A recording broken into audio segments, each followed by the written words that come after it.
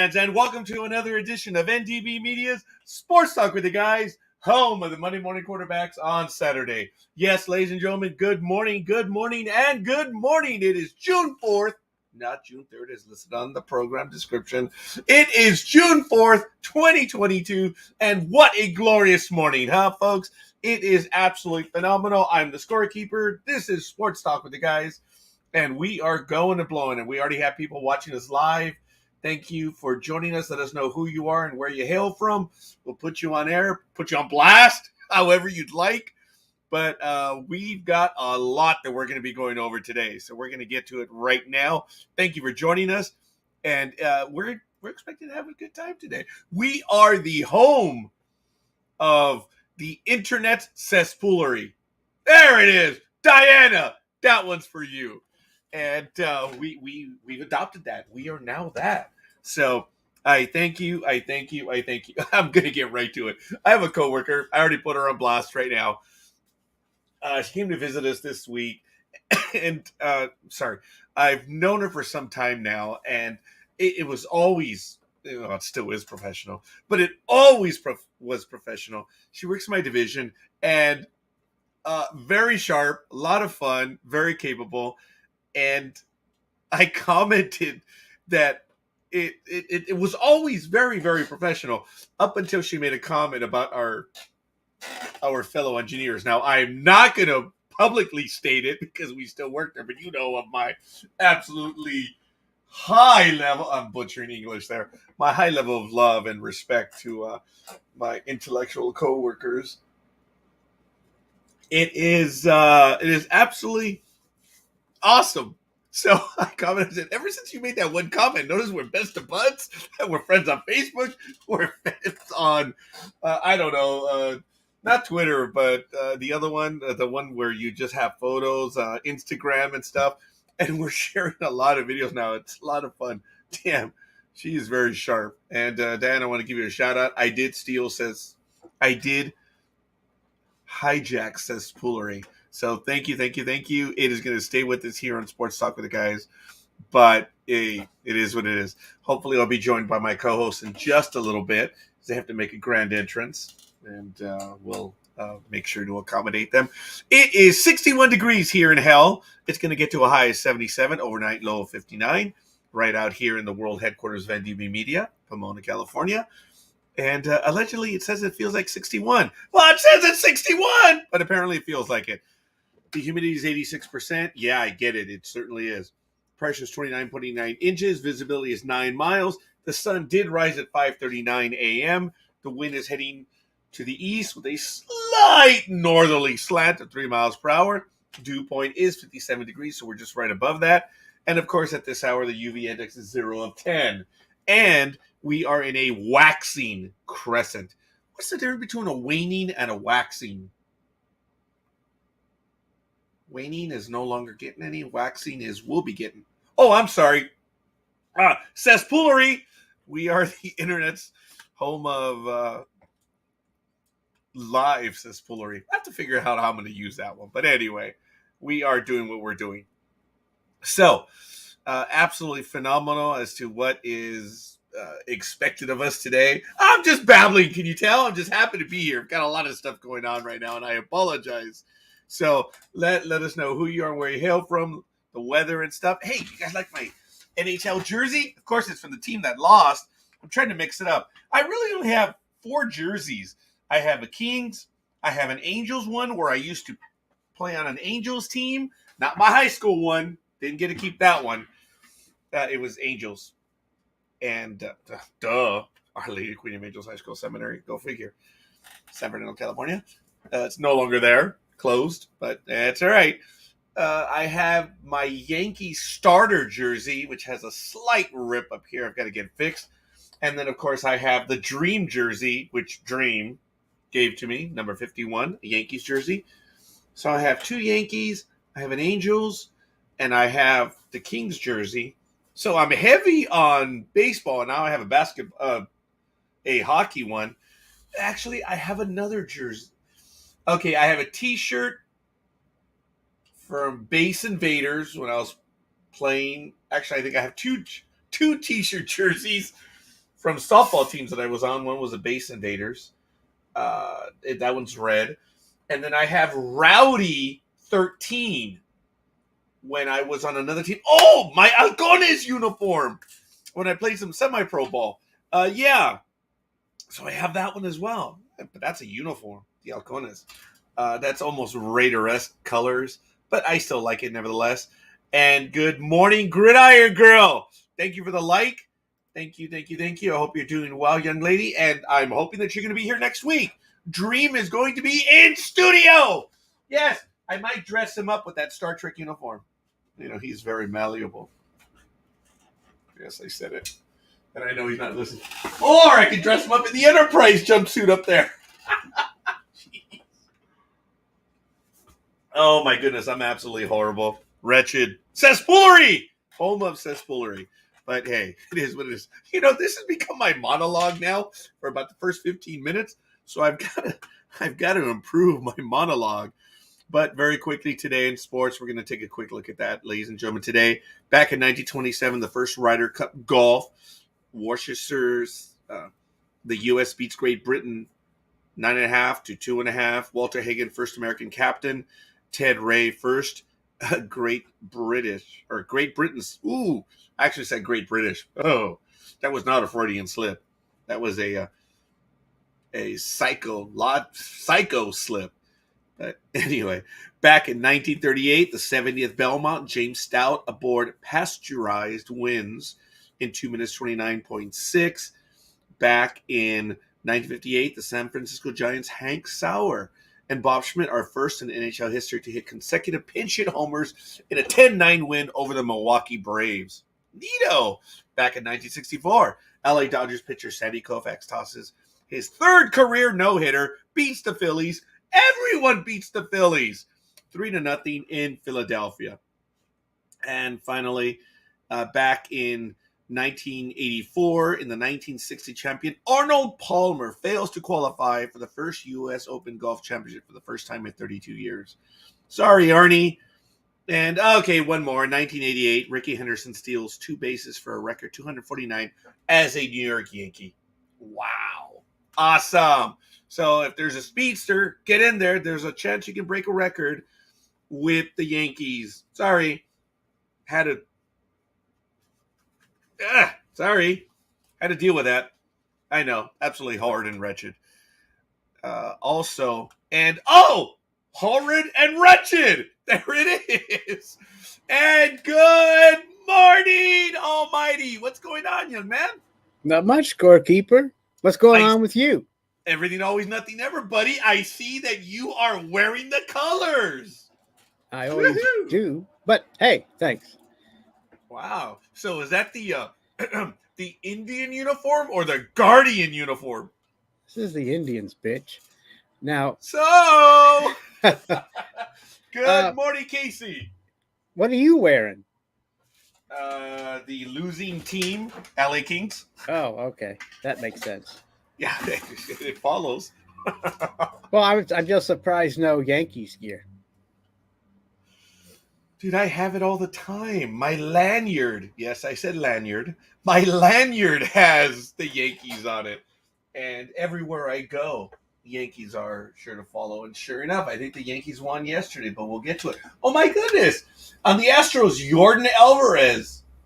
Astros and Yordan Alvarez reach an extension, $115 million. Wow. Way to go. Good God. What's going on this thread? A lot of stuff, Casey. A lot of stuff. But hey, it is what it is. So good morning. And there it is, Almighty. Yep. Look, she's hey, wait. Good morning. We're hoping to have her in studio. And, by the way, I was checking out flights yesterday, and summer. Oh my goodness, dude! I checked out rates to Minnesota in July, dude. One-way trip from LAX to Minneapolis, St. Paul was $558 one way, and coming back was another $558. In September, it drops to like $300 one way, which is interesting because I paid $300 round trip to Alaska. But I guess it's just so many people want to go to Alaska, but that's neither here nor there. I am about to book my trip to Hawaii. I am looking to go. I guess it would be the 19th through the 28th, and it's only going to cost me like $408, dude, round trip. Wow, that's crazy. So I didn't do it because I just didn't do it yet. That was a little too early. When are you going? To Hawaii right after tax season next year. Oh, yeah, that's your next year's trip, huh? Yeah, but I have some other trips. I was talking to Michael about heading over to visit him, and I think I'm looking at September. So, but Dreem and I have plans to go to Ohio. So, yeah, we want to visit with you, buddy. Dreem and I were talking about that, but you're gonna have to press him on it when he's here in studio next one. So, Casey, yes, yeah. Is that the price of gas? Oh my goodness, Casey, it's ridiculous. It is. Oh, and ladies and gentlemen, thank you. Casey, she is in the chat room. She's watching us live. Yo. She's over on the East Coast. Casey Shapiro is both a host as well as producer on two of our programs here on the NDB Media Network. Of course, we have the Rock and Roll Shrink, which is on every other Wednesday on our NDB Media channel on Blog Talk Radio.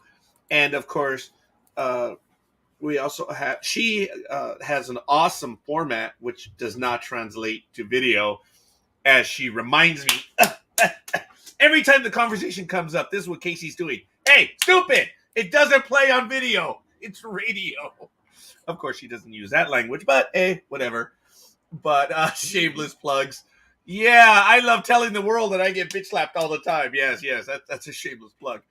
But she has a program on the network, which is on Sunday nights at 5:30 p.m. Pacific time, 8:30 p.m., where they review The Walking Dead and all of its iterations. Ooh, I got the word in. First, I got the word in. I have 4 words that I have to get in, folks. I already got another one in. It says spoolery. I got iteration in. And if you guys have seen that Martin movie where he plays the minister that travels on the road, remember that little part where they would all bet him whether he could use their word or not, and if he didn't use the word, he'd have to pay them. But if he did work the word in, he'd win the money from the staff. I thought that was funny. I forget the name of the movie. It's really good. But I'm all over the place. I'm hyper. So, Casey, what is the name of the Sunday program, if you would, please? And then I could post it right here. But as I mentioned, the Rock and Roll Shrink is on every other Wednesday. And she can let me know if it was just on this Wednesday or if it's going to be on next Wednesday. So, thank you. Almighty, how you feeling, buddy? It's been a little while, man. You good? It hasn't been that long, has it? No, because I've seen you during the week. And we've spoken, and you've been on a few programs during the week. But we've just missed you on Saturday, and I'm really happy that you're back. Oh, yeah, that's right. I was on that other show you had with the other show with Michael Jan Friedman. Yeah, oh, yeah. I thought I'd give it a shot. And folks, have it right now. We have to get the Rock and Roll Shrink to be live. So Casey, even if we have to have a phone in front of him, we want to do a live video where I interview both Casey and actually, we want to do an episode just for Casey, but one also with the Rock and Roll Shrink. Yes, she says Walking Dead online viewing party, and season finale is tomorrow night. The Rock and Roll Shrink is on next Wednesday. 2 days ago, we were off. Oh, such clarity. Awesome. I noticed the institutional arrogance. Hey, she's not arrogant, but I love saying that. It just feels good. So. Is this the last season for Walking Dead? Oh, that's very good. I don't know, man. I don't know, but they have. Well, I'm not asking you. I'm asking Casey. I thought she would know if this was the last season for Walking Dead. See, folks, got bitch slapped again, but this time by Almighty. No, never mind. I didn't mean it to sound so mean. Oh, it's so funny. Oh, he's moving. Oh, that is cool. So let's see if we can get it to happen. But yes, it'll be on a Wednesday. and I am looking forward to doing that. So I will say this: I'm going to have a special episode on June 22nd. It is a Wednesday. I hope I'm not crossing the streams. Am I? Let's see. They're gonna. Oh, it is. But I'm gonna be on before the rock and roll shrink. And oh, there it is. Check it out. Wow, it is the last season for the original Walking Dead, but not Fear the Walking Dead or Tales. Oh, The Negan wow. and Maggie show. Oh, then yeah, that's funny. Or Daryl. Yeah. So we don't. Okay, I understand what you're saying. But yes, and so do I. Oh, Casey, darn it! Oh, it's inside. I'm so sorry. I didn't even bring my cane with me today, but I left them inside. But I left Easton. Casey, as I tell everyone, I don't have Lucille. I have Easton. And every time I get frustrated, I will always say, oh, where's Easton? And everyone in my universe gets what I mean. Not Lucille, but Easton.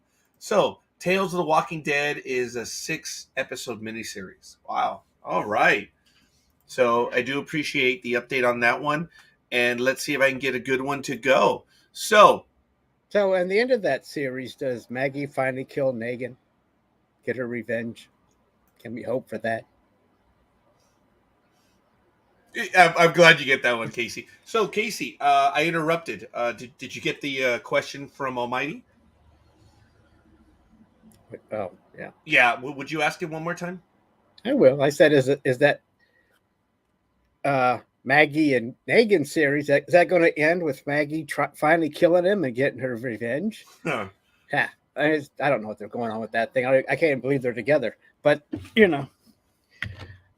So I don't know what the last season was I watched. I stopped watching it after a while, but it might have been the one after Rick left. So I don't know what that. That's about the time that I stopped as well, and I would watch the program. See, I never would watch or listen to the Casey program because they're 3 hours ahead of us, so I didn't want it spoiled, and I would hear it after the fact, but I just didn't want to spoil it. And you know, wonderful commentary. I mean, she's a hardcore fan. She knows what's going on. Let's see. She says, absolutely not. They have been given a miniseries called Isle of the Dead. And they are not a couple. More like frenemies out of necessity. But yes. That's why I asked if she's finally going to get her revenge. I didn't expect them to be a couple because that'd go too far. I didn't mean it as they're a couple. I just meant it will she finally get her revenge. I was the one that implied it. So it wasn't you, Almighty. But, hey, the teacher barks at little Johnny. Is that bubble gum in your mouth? Johnny nods. In the trash can, right now. Little Johnny looks at the trash can and then back to the teacher. With the bubble gum? Okay. Didn't like that one. That may be her revenge, she says, LOL. So I will have a few other jokes to ruin everyone's day. But as I mentioned, on that day, folks, I'm going to be doing a special episode on June 22nd. I'm already working on it. For those of you that know and don't know, my adopted saint, of course, is on that day. It's the celebration of that individual. And, of course, it is Mr. Moore, Thomas More, M-O-R-E. He is the one that stood up to the king. He is originally the man for all seasons, a wonderful, wonderful individual. And he is the one that I look to more than anything else. Yes, Casey, there are always dad jokes at 6 a.m. on this program. And I'm also going to be doing, since it's going to be a historical day where I'm going to be talking about Thomas More, I am also going to be mentioning that is the day of the invasion of Russia back in 1941. Operation Barbarossa is also on that day. June 22nd is a big day in history. And, oh, there it is. Look at that. He's taking a shot. So I'm going to have a program. It's probably going to roll around 6 p.m. Pacific time. It will be live, but it will be early enough so I don't roll into Casey's program. So, yes, more than anything else. You know, folks, we got to have Casey on as a regular. And hopefully she'll be joining us for some of the Star Trek stuff as well, as Trekking Across the Universe is going to be back in full force. Folks, I haven't been able to do it. Look, it was tax season. It was tax season, and then I went on vacation, and then it was negotiations, and then I'm prepping for my new schedule, which will be taking place or starting up this week. So there's been quite a bit of tumult in my life. There it is. There's the third word. I got that one in. Oh, come on. Come on, Gridiron Girl. Be nice. You're going to be here next Saturday, even if I have to send out the dogs to go and get you. So hopefully. Quick shout out to the big dog on the 8th, the big man's birthday. So he will be 69, lucky bastard, and we'll see. So I never give away. When is Trek? When we can all get together. It may be on a Thursday night, it may be on a Friday night, but I want to make it where all of us can get together, because look, we have Star Trek on Thursdays, and then we have Star Wars on Fridays. And I don't know if you guys are watching Obi-Wan. I did see the 3rd episode yesterday. And, we also have Orville and other stuff to talk about. So I like it. It's going to be the sci-fi program of NDB Media. If you're able, Almighty, we're going to have the professionals this Monday. Okay. If you're up for it. I'm up for it. We did miss the month of May, folks. And again, that's because I was in negotiations with my employer. We did score a deal, but it just, oh my goodness. We expected, oh, did you, whoops. I got young again. My voice cracked. And we were incredibly busy for 2 weeks. It was rough. So, Casey, I'm looking forward to, we're probably going to have it on I don't know. We're going to have to see when we're amenable to everyone on the calendar. So, we'll see what we have. We've got a lot of stuff going on. Another fancy word from Roger. Yes, thank you. That one was not on the list, though. But yes, there are fancy words. I'm not going to whip out the word that. Whoa! I thought you were going to say something else. Whoa! No, see, now the word. Don't want you whipping that out. Hey, here it is. There it is. I just whipped it out. There it is. The purple pen from NDB from Jedi Tax. Right. So, paradigm. That's the word that got everyone going on Sports Talk with the guys on a Saturday morning. I was beaten up by that one, but you mentioned that before, and I thought, what's the big deal? But I guess since I knew what the word was, I didn't care. I think that's exactly what it is. Today in history, folks, there is actually quite a bit. Today is June 3rd or 4th. Today is the beginning of the Battle of Midway back in 1942. The U-505 was captured today in 1945. That's World War II history. But there's quite a bit more that happened. Operation Dynamo at Dunkirk ends. Congress passed the 19th Amendment today, and giving women the right to vote back in 1919. It's a big day in history. In 1876, the express train crossed the nation in 83 hours. Can you imagine that? And it's wow. There's a lot that happened today, folks. And of course, back in 1989, today is the day that the Chinese crackdown on protests leads to what we now know as the Tiananmen Square Massacre. So, Casey, no. That presupposes that I haven't planned and I know what's going on, as evidenced by Sunday night when I went to see Top Gun Maverick. I saw the movie. And folks, I don't want to build it up to be any more than it is. It's up to you if you want to go see it, but I humbly recommend that you check out Top Gun Maverick. For those that saw or took in the viewing any time in their life or saw it live in 86, I think you'll be satisfied. I don't want to build it up any more than it is. Good morning, and thank you, Coffee. Twins are missing Korea and their best pitcher, Joe Ryan, due to COVID, and missing 4 players, including one of their best hitters, Max Kepler, because they're selfish and lazy and won't get vaccinated, and still beat the hell out of the Jays. Baseball is weird. Yes, it is. So we're going to get to it right now. Folks, I want to take a look at the land down under in the Telstra Premiership Round 13. The Cowboys took it to the Titans 32-6. And, of course, this is National Rugby League down in Australia, in the land down under, because we are the universal network for all sports. I must be Italian. I tell you, I speak it with my hands. That was absolutely insensitive. So forgive me. Panthers 30, Bulldogs 18. The Sea Eagles took it to the Warriors. Warriors. Oh, there goes my voice. 44-12. And today, the Raiders visit the Roosters at 11:05 p.m. local time, which will probably be 2:02 a.m. on Sunday. So that's a quick look at NRL. Volleyball, folks. As you know, the AVP is back. Forgive me for being old and sexist. Women in bikinis playing professional sports. I'm not paying attention to the men. That's for the women. I'm a male paying attention to the women. It's not just for the women. Right. It's not just. So I'm enjoying the fact. Maybe I like men in bikinis. Bikini priests.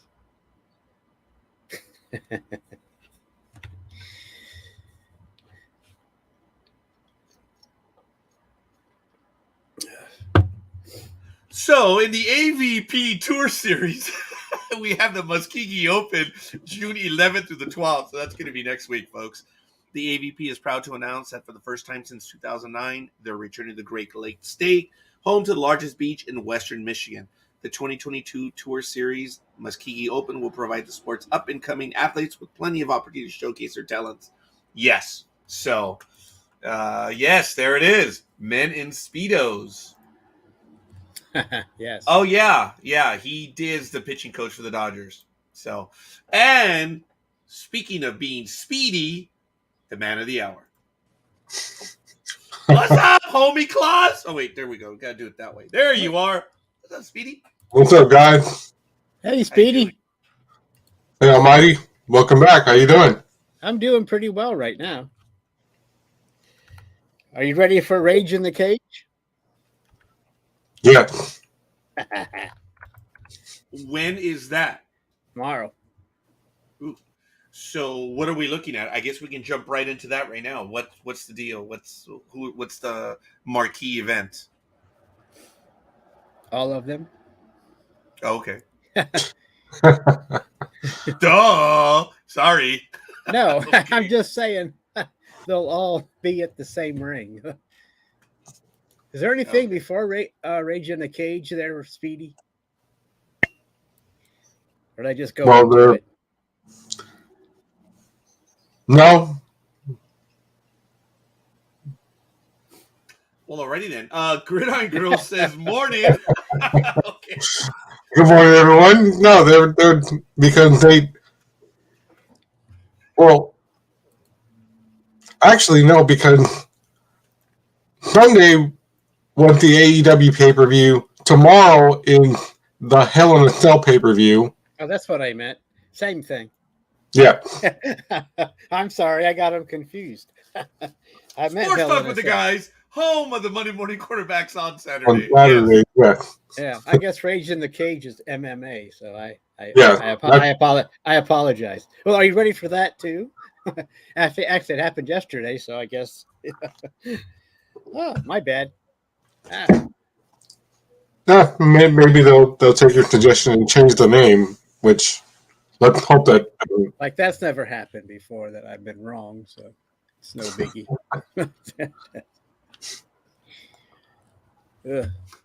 That's why it probably confused you. I did not mean to confuse you, Speedy, with Rage in the Cage. Of course, coffee on NDB Media or Twitch TV /NDB Media wants to know what the hell is Rage in the Cage? Well, check out MMA. That's where it's at. Yep. But it was yesterday, or the one of them was yesterday. lots of love to Casey and to Gridiron Girl, but a blonde was playing Trivial Pursuit one night. When it was her turn, she rolled the dice and she landed on science and nature. Her question was, if you are in a vacuum and someone calls your name, can you hear it? She thought for some time and then asked, is it on or off? Yeah. So here we go. Cody Rhodes and Seth freaking. What do you think about that one there, Speedy? That's gonna be an interesting one. I think I think Cody will probably win. Because what they're doing is they're going back to what happened before Cody went and with the Young Bucks to start up AEW. Okay. Because that never really got finished between him and Seth a few years ago. So that's why it's like, well, why don't we just up the game a little bit? And Seth goes, what about going inside Hell in a Cell for one final match between us to end this whole thing so that I can get rid of you forever? And that's why 2 weeks ago on Raw, Cody's like, fine, I'll see you in hell. And that's all he said. Yeah. I agree. I mean, they're trying to get whatever the fuck. They're trying to get Cody Rhodes to the top, aren't they? Is that what you mentioned before? They're trying to get him to be one of the top ones now that he's back? Yeah.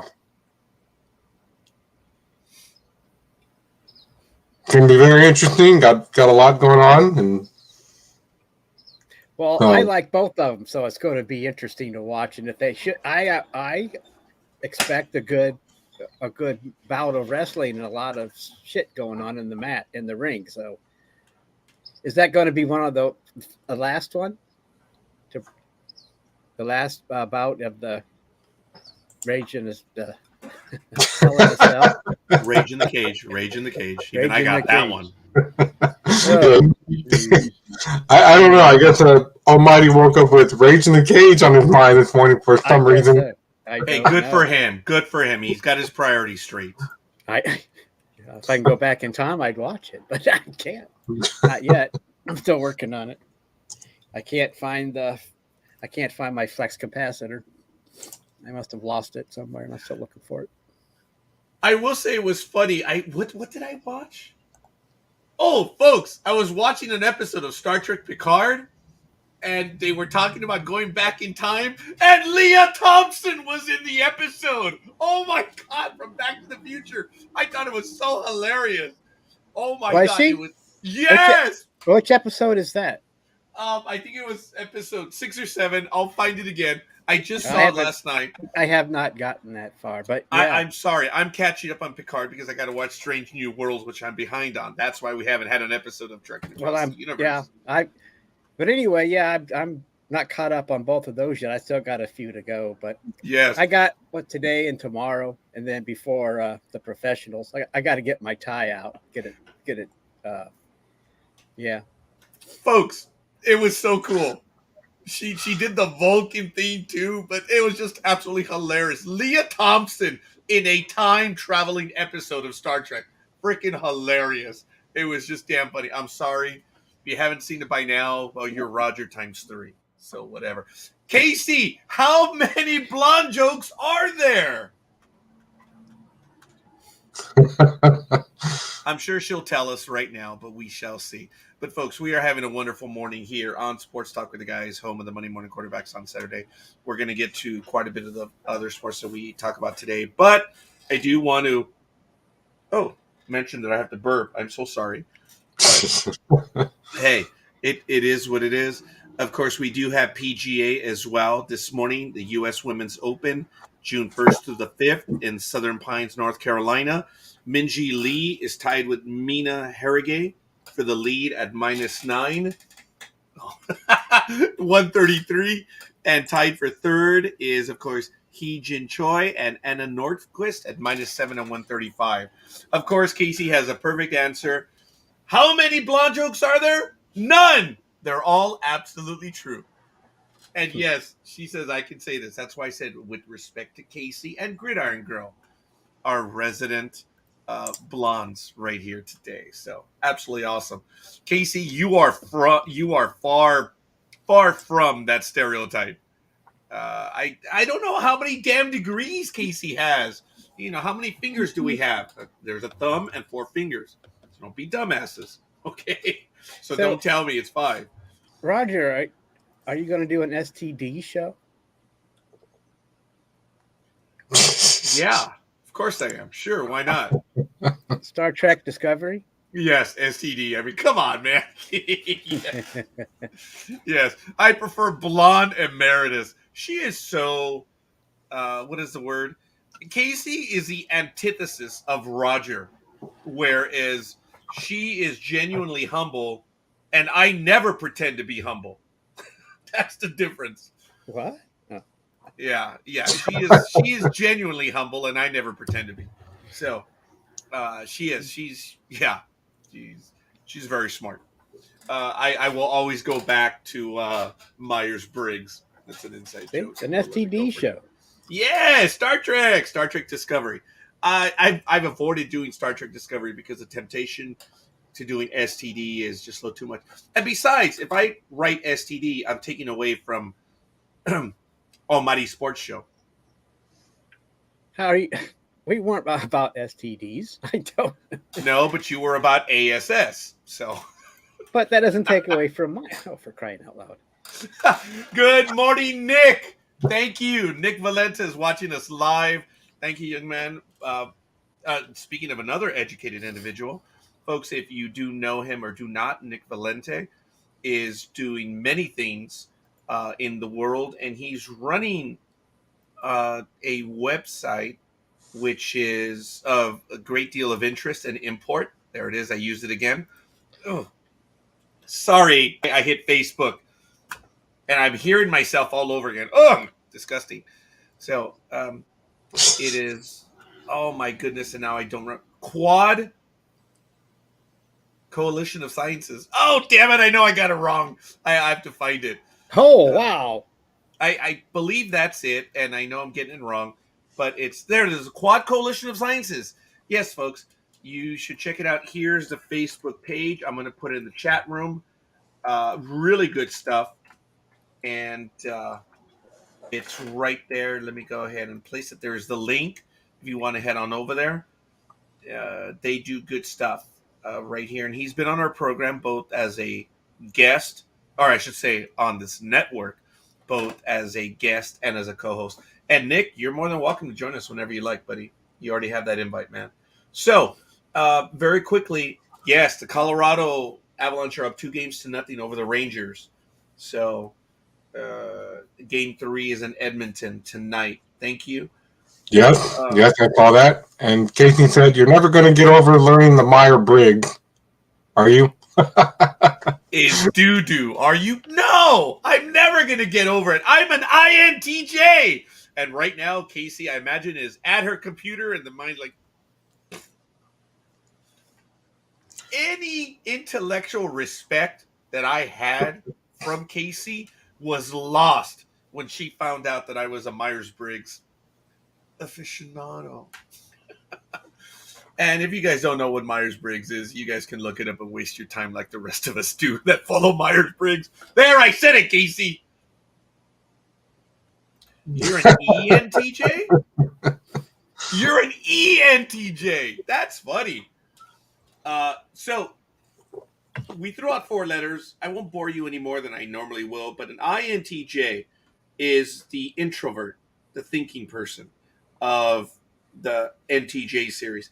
Extrovert is what Casey is, and she is real good in public dealing with other people. An introvert is one that is introspective and is, standoffish, whereas an extrovert, for lack of a better word, is, look, I'm the wallflower at a party, if I even go, and Casey would be the life of the party, to give you an idea. That's the difference between the E and the I. So, Whatever. Yes, I am you, but extroverted. Imagine that. Oh, well. I never gave it thought, Casey. That's going to color my thinking from here on out. Ladies and gentlemen, I'll explain it like this. When Scorekeeper and Big Dog came up here for a few wrestling shows over the years, when they first came up, Big Dog was like, "Hey, what's going on, man? How you doing, everybody?" And he started meeting everybody. Scorekeeper over here, he's like, "Hi, hi, hi." I'm like, "You're more friendlier than this? Is this what you deal with on a daily basis, Big Dog?" And Big Dog goes, "Yes, Dad, but yes." Whoa! So you guys were talking crap about me? I mean, I don't know how you didn't hear the conversation. You were standing right there, and it's like, well, it's because it wasn't about it wasn't about me directly. It was an insult. Wow. I had no idea that you told him that, folks. Look, I'm sorry. I'm bad in public when I meet someone for the first time, or anyone. I'm serious. I'm professional. Gridiron Girl will tell you that. When I'm in public, I just, I want to get by. ISTJ. Okay, yeah, that's possible. I was going to say, hey, what? But yeah, that is possible. So an ISTJ. Oh, didn't know that, Coffee. and then it's funnier too because their very first show, I got all of our tickets. Mine, Anthony, my best friend Anthony, and Big Dog and Scorekeeper.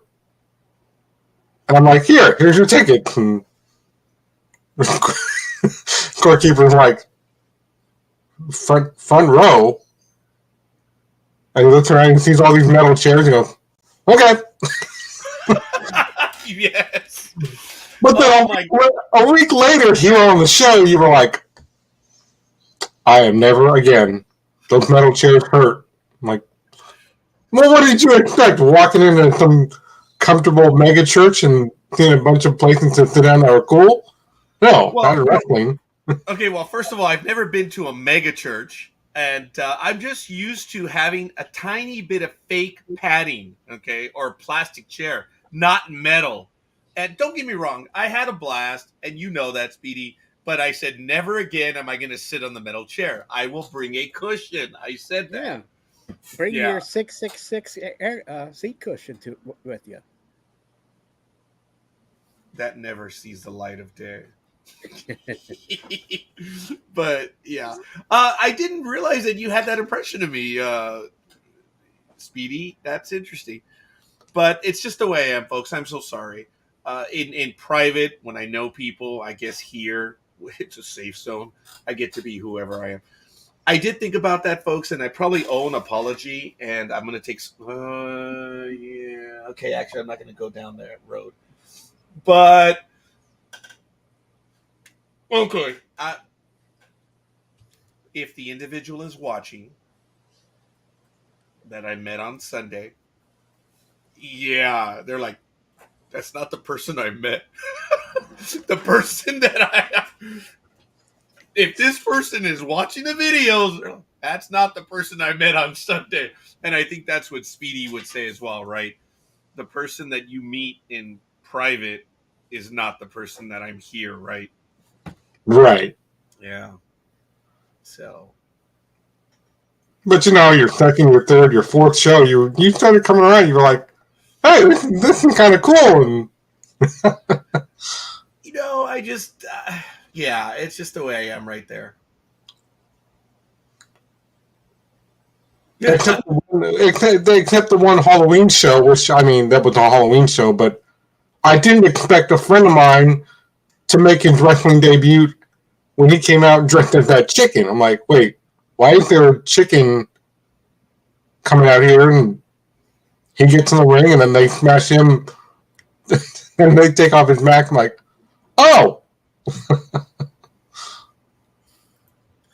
As a matter of fact, I am in arrears. Forgive me.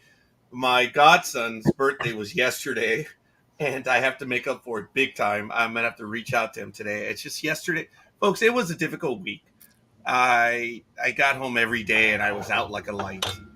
And it's just on Tuesday we had procurement deadline where we had to have all of our orders in for the fiscal year, and then it was payroll deadline the next day, and then I had another deadline, hall ticket deadline. It was just, oh my god, it was a rough week, and but I spent a lot of money. I love my job, but let me see if this is it. Yeah.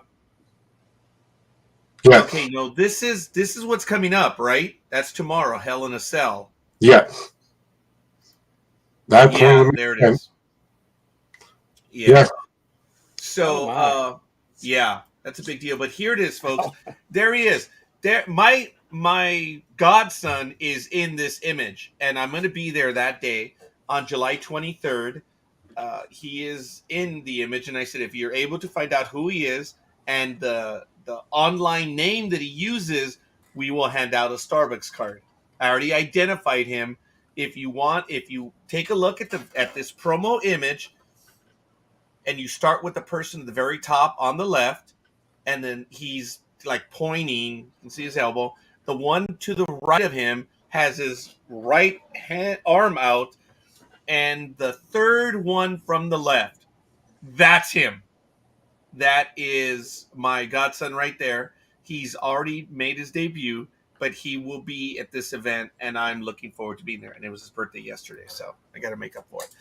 We'll have him on the program. We will have an indie wrestler joining us. So this is VWE, and it's going to be on July 23rd. We might even do a live interview that day. We'll see. So quick shout out to my godson right there. So a lot of fun. So, all right, folks, we do what we do this early in the morning, and we are going and blowing. Now, Casey says that I should apologize using the last vocab word you got to incorporate. All right. Folks, I'm going to have to incorporate both of the words then. I apologize to my co-host here for my assoistic behavior because my jackassity knows no bounds. So there you go. I got both of them in. Have you copyrighted those words or trademarked them yet? I'm in the process of trademarking them. But as I began the program, I have a new word, which was actually in the description, cesspoolery. And that is to my coworker, Diana, as I gave the story at the very beginning of the program. So she's a blast. Cesspoolery is our new word here on Sports Talk with the Guys. So are you actually trademarking it?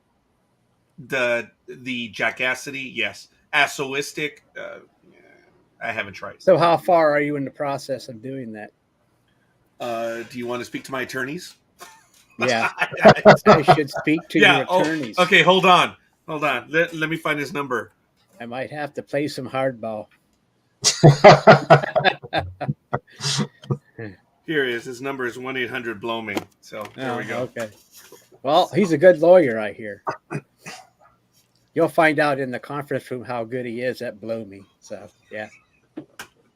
It should have been blows but for the 7 numbers. But anyway, let me see. Perfect. And a bonus point, because I actually do not know the first word you used. Could you say it again, please?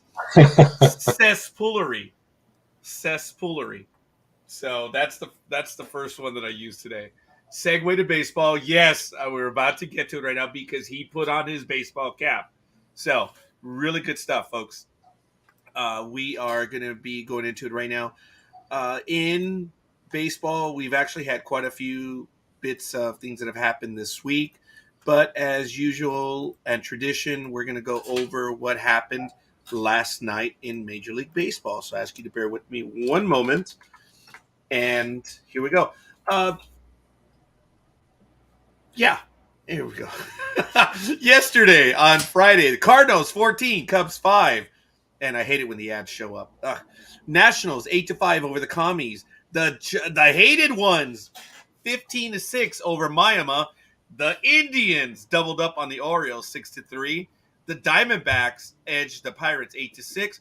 The Phillies, oh my goodness, the Phillies really beat up on the Angels 10-0 after the Yankees got through with them. And then the Yankees really took it to Detroit 13-0. The Gemelitos 9-3 over the Blue Jays. The Black Sox lost to the Rays 6-3. The Seahawks took it to the Rangers 4-3. The A-Holes 10-3 over America's AAA team. The Padres 7-0 over the Brewers. The Braves 3-1 over the Rockies in 10 innings. The Red Sox 7-2 over the Athletics. And Los Dodgers 6-1 over the Mets. So, good stuff. That was in Friday play. Let's go to the standings very quick, and then we're going to do the Hapless Harper watch in just a moment. We're going to set that one up. In the standings in the American League East, the Yankees are 37-15, 712 percentage. They're up by 6 over the Rays. In the Central, the Gemelitos are 31-23 at a 574. And they are over Cleveland 4.5. In the American League West, the Houston A-Holes are 34-18, 654 winning percentage. The Angels follow them by 7.5. In the National League East, the Mets are 35-19, 648 winning percentage. Atlanta's 8.5 back. In the National League Central, Milwaukee, the Bucks, 33-21, 611 winning percentage. St. Louis is on their tails. The Birds at 2 games back. And in the National League West, Los Dodgers are 35-17 with a 673 winning percentage, followed by the Padres 4 back. The Hated one 6.5. Arizona 9.5, and Colorado 12 back. Wow, not bad. So there we go, folks. And yes, Joe Musgrave had a no-hitter in the 8th last night. We've been close on several games. And yes, thank you. Goldschmidt, isn't it? Yeah, I think it's Goldschmidt. Is pounding the S out of the ball for the Cards and having a 25-game hit streak. That one I wasn't paying attention to. Good stuff. Tony! Is Tony watching us? Or, no! He's in Philadelphia this week. That's right. He said he was going to be. Hopefully he gets a chance to join us and say hi. But let me switch over to the Hapless Harper watch, folks, and follow up as to what Mr. Harper has been doing lately. As you know, he is just our favorite target. And for the last week, he is batting .250. He has been going deep, folks. 2 homers, 5 RBIs. He's got 344 slugging. 344 on base and a 500% slugging. For the season, his average has dropped. He's batting .308 with 12 home runs, 36 RBIs. And his on base is .361 and his OPS is .976. So, got into a bit of a slump this week. And you know what? It just is what it is. But he is our favorite target right here on Sports Talk with the Guys. Very quickly, in a little bit of baseball news, and if Gridiron Girl has anything else, let us know. I don't know if you guys caught this, but Tommy Pham last week was suspended because the boys were obviously doing some fantasy league stuff last week. And apparently it had to do with money. And Mr. Pham calls out the league commissioner, Mike Trout, for not following the rules, apparently. Which, folks, for any of you who have played baseball on ESPN, which allegedly this league was played on, you have rules on what you can do, the number of players, the players they can position. You can't just do whatever you want. You have to follow the league rules. And apparently, the former Dodger player who's now with the Hated Ones, he pulled a move which Mr. Pham thought was against the rules, and apparently Mike Trout did nothing about it, and he pulled out of the league because it was his money that was on the line. And apparently he slapped the living crap out of Peterson. And there's video of it now, all because they had a fight over a transaction that happened. There's more bad blood because apparently Mr. Peterson posted a video where he was making fun of the Padres, as well as other posts which we have not seen, but allegedly they exist, but we haven't seen them. Folks, it's a fantasy league, but I thought they couldn't gamble. I know fantasy baseball is not gambling, but I thought they couldn't gamble. But whatever. So, Mr. Pham was suspended 3 games. Life goes on. Did you guys even bother to hear about that? About what? Yeah, exactly. That's what the blogosphere has been, really going on about. That these two were fighting over money, basically, and there is video of it. He slapped the shit out of him real good, and it's just embarrassing. But it was an issue of money, and they got mad. So Pham pulled out of the league, and I don't know if he got his entrance fees in or whatever, but it's really a non-issue, folks. What is possibly becoming a big issue is Gabe Kapler. Speedy, are you familiar with Mr. Gabe Kapler, manager, and what he is doing right now, or was going to do and is not doing anymore? No, to be honest, I'm not familiar with this at all. Okay. As you know, that Mr. Gabe Kapler. Oh, yes. He did a Will Smith. Oh, my goodness. So that's the move now. When you slap someone is to do a Will Smith. Okay. Fair enough. I like that Gridiron Girl. Mr. Gabe Kapler is... I haven't heard of him since Welcome Back Games Kapler. I haven't seen him put the sweat hog thing. But, Very good. Very good. Or very well done. I like it. Folks, San Francisco Giants manager Gabe Kapler announced on Friday that he would not be taking the field for the playing of the national anthem. He says, "I'm not going to do so until I feel better about the direction of our country." So he's demonstrating. He's demonstrating about the shooting or shootings and things that have been taking place in the world. He said Kapler's decision to not partake in anthem... I said that incorrectly. Forgive me. Kapler's decision to not partake in anthem festivities comes in the wake of the horrific school shooting in Uvalde, Texas, that left 21 people, including 19 children, dead. Fellow Major League Baseball managers have been largely supportive of Kapler, but the most accomplished member of the coaching fraternity expressed some issue with the Giants' manager stance, Tony La Russa. I think he's exactly right to be, which a lot of us who isn't, concerned about what's happening in our country. In every direction we go, there's a lot of concern.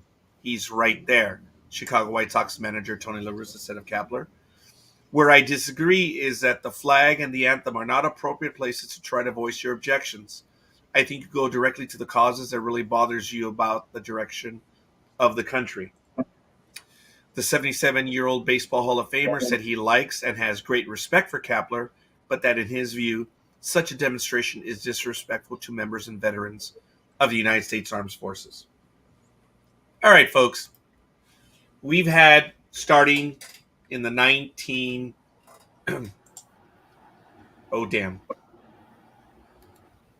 the Olympics in Mexico. Oh, my God. I'm forgetting now.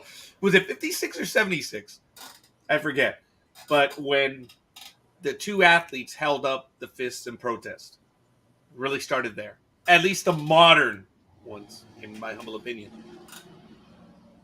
The football quarterback for the San Francisco Giants, Kaepernick, first, and everyone forgets this, sat down during the anthem. And that's why everyone lost their shit. We were covering it live. We talked about it. We know why he did it. It's been lost to history now. We're not going to relitigate that. He then took a knee, and he paid the price for taking a knee. He was advised by a service member to take a knee, and Kaepernick's life ended as we know it. Now, the manager... Oh, I'm sorry. I said Kaepernick. Now, Gabe Kapler is not going to demonstrate in public. He's going to be in the clubhouse. And that's disrespectful.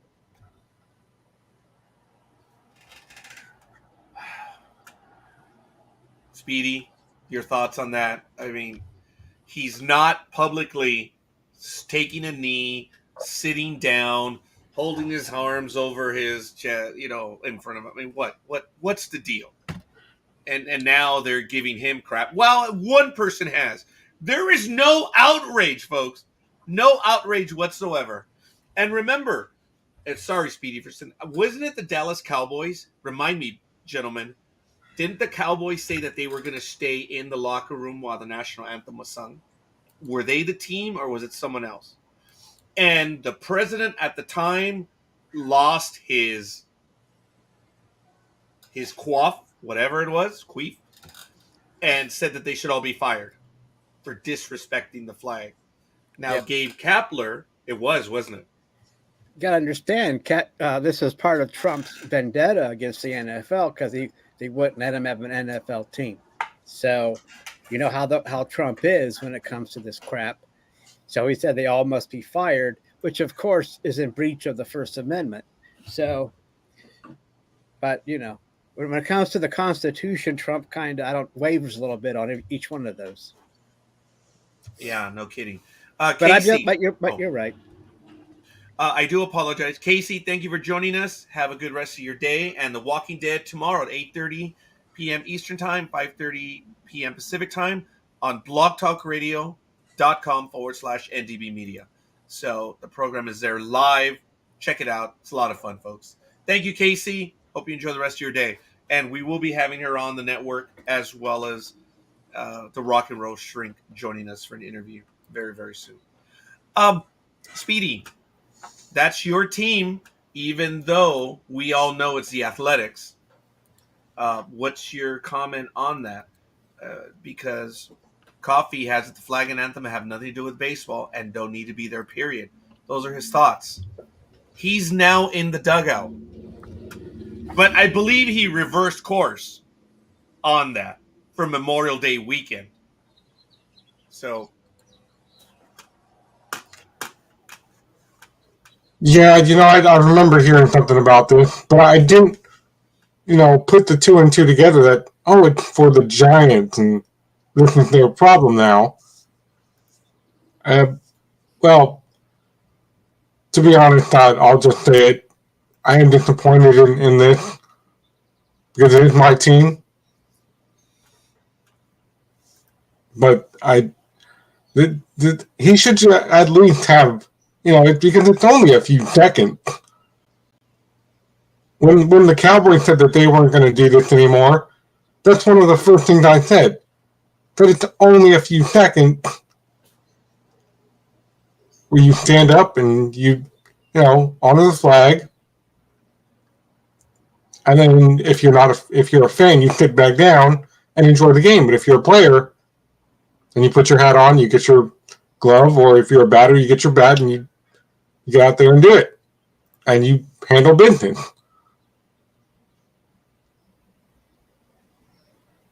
But I hope that this goes better for him on the other side too,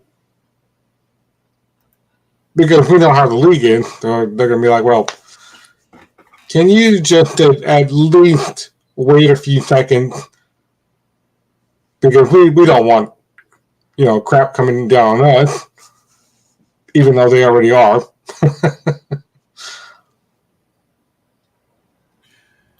Because I've done this, when I was in the high school band for all the football games, it would only take a few seconds, and then the announcer would say, "Thank you for standing. You may all sit back down." And it's like, well, okay, I never had a problem with it. But here we are, 25, 26 years later. And ever since that incident with the Cowboys a few years ago, I'm not going out there. Well, what are you going to do? Oh, we're going to stay in the locker room till this crap is over. We're not going to pay attention to the national anthem. We're not going to pay attention to any of the anthem songs. And then 4 months later, I think it was, I'm not sure if it was the Panthers, because most of their players are all black. But weren't they the ones that said, "Oh, we don't care what anthem song you create, even if you create an anthem song for us, we should have our own anthem song, but we're not going to come out onto the football field for any reason at all"? I remember something like that, yeah. But I'm like, it's only a few minutes. I mean, you can even go back and watch, when I did that little video with Anthony when we were at the Giants game, of course, he stuck his big nose right into the camera as the song is being played because he wants to sing along with it. And after that, you hear the announcer go, "Thank you, ladies and gentlemen. You may sit down. Enjoy the game." Almighty. What? Oh, I'm sorry, Speedy. No, go ahead, finish it. I'm sorry, I thought you were done. So hopefully we'll see, where people at least have some form of respect. Oh, there it is. Okay. Respect, honor, duty, tradition. That's interesting. Okay, fair enough. Go ahead, Almighty. Your thoughts on this, on Mr. Kapler sitting down. And I want to preface it, which I didn't hit Speedy with, but there are baseball when it comes to the game and there are rules for every damn little thing. Baseball players are required to stand for the national anthem. It's in the rules. There are things that you have to do. When they were talking about baseball, they said, no. You cannot choose. You are required to be there. You have to be there when the announcements are done. You have to be there. You have to be on the field at a certain time. It's not a ballet per se, but everything is timed. And you have to follow all these different rules. And one of them is you have to be out there for the national anthem, standing in the field. So Kapler is kind of violating that. Baseball, I think, wants it to go away, and they're just going to stay quiet about it. But they did say famously when all the rigmarole was going on, no one's going to be in the dugout. There are rules. Now, Mr. Kapler, wow, he gets to go in the dugout. Go ahead, Almighty. Your thoughts on this? I agree with the Speed man. So, Thank you. I appreciate that. I mean, it is what I mean. So, and if it's in the rules, there's nothing they can do anyway. I don't know what they're going to do about Kapler. If they're going to fine him or do whatever or just ignore it. So, I don't know. We'll see. Like I said, I mean, but I mean, yeah, it is a long time to stand. Our national anthem isn't exactly short. Yeah, it can go 2-3 minutes easy. Look, folks. Because I remember I'm sorry, Raj. No, go ahead. But when I was in school, there was talk of changing the national anthem to "This Land Is Your Land." And I guess it went away. But there's always been discussion of that becoming our national anthem. But that was 40 years ago. So even back then, they were talking about switching it. But as we can tell, it never came to pass. So, I mean, I can agree with that being our national anthem since it's a little bit more friendly than us, bombing it. I know it's not the War of 1812, but still, I guess that would sound a little bit more inclusive, I would say. And writing a new one, who knows? Give that job to Weird Al Yankovic. Yeah, I would like that one, and it would probably sound like the saga begins. Yeah. Folks, I'm in total agreement with my valued and esteemed co-host here. I am a traditionalist in the world of Star Trek. I've been called a canonista, and I'm going to stick with that. And I understand. I'm not blind, I'm not dumb, and I'm not stupid. But by following tradition and I could be accused of being blind, dumb, and stupid by the more progressive elements of our nation. But it's not a conversation that I'm willing to have right now because it's a conversation that would go for days. Right. When it comes down to it, folks, the big dog, if he were here, he would tell you how many times it angered me to no end when I was at a baseball game and a kid refused to remove his cap. It just drove me insane. And I would call it bad parenting because usually the parent was right there next to him. And the parent would remove their cap, but the kid didn't.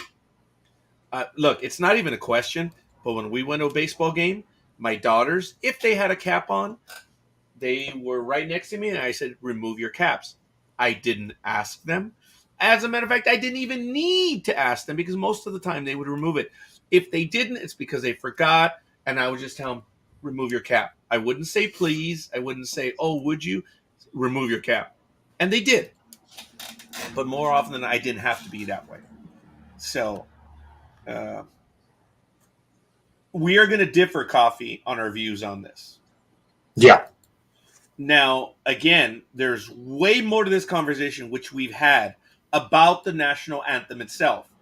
And Coffee and I have gone, I think he and I are on the same page when it comes to the anthem. I get it. Coffee did open my eyes to it. I know the anthem and all of the different, oh my God, there's the verses. But it's been left out. Yeah, okay. The other verses. Now, a tiny bit of trivia. If you want to watch the movie The Sum of All Fears, they're singing the national anthem, but they're using the other verses. So, and forgive me for being stupid and insensitive, the verses that are in question that I'm alluding to with Coffee are sung in that movie by a black man, no less. Go figure. Go figure. So, I'm not going to get any more into it because we've already litigated this part, and I know that we can have a conversation in the future. Coffee, go ahead. I'd be okay if they just sang the last verse. Yeah, well, remember, I mean, final topic on this, and then we'll get off of this subject because we've dug this one into the ground already. We've buried it 30 feet at this point, maybe 40 feet. And probably what I'm going to say next is probably going to make it go all the way to 70 feet. But that's deep. That's a big grave. But what I was going to say is that, remember, back in 2018, when the NFL season started, they were like, okay, well, we're only going to do this half of it. And then they went to little half, and then they went to this. This is all we're going to sing now. And that's all they did that entire NFL season in 2018. Mm. They only did half of the song versus the whole thing. And then baseball was like, that will work. Yeah, we'll shorten it too. We'll do something like that. And then the NBA got involved in.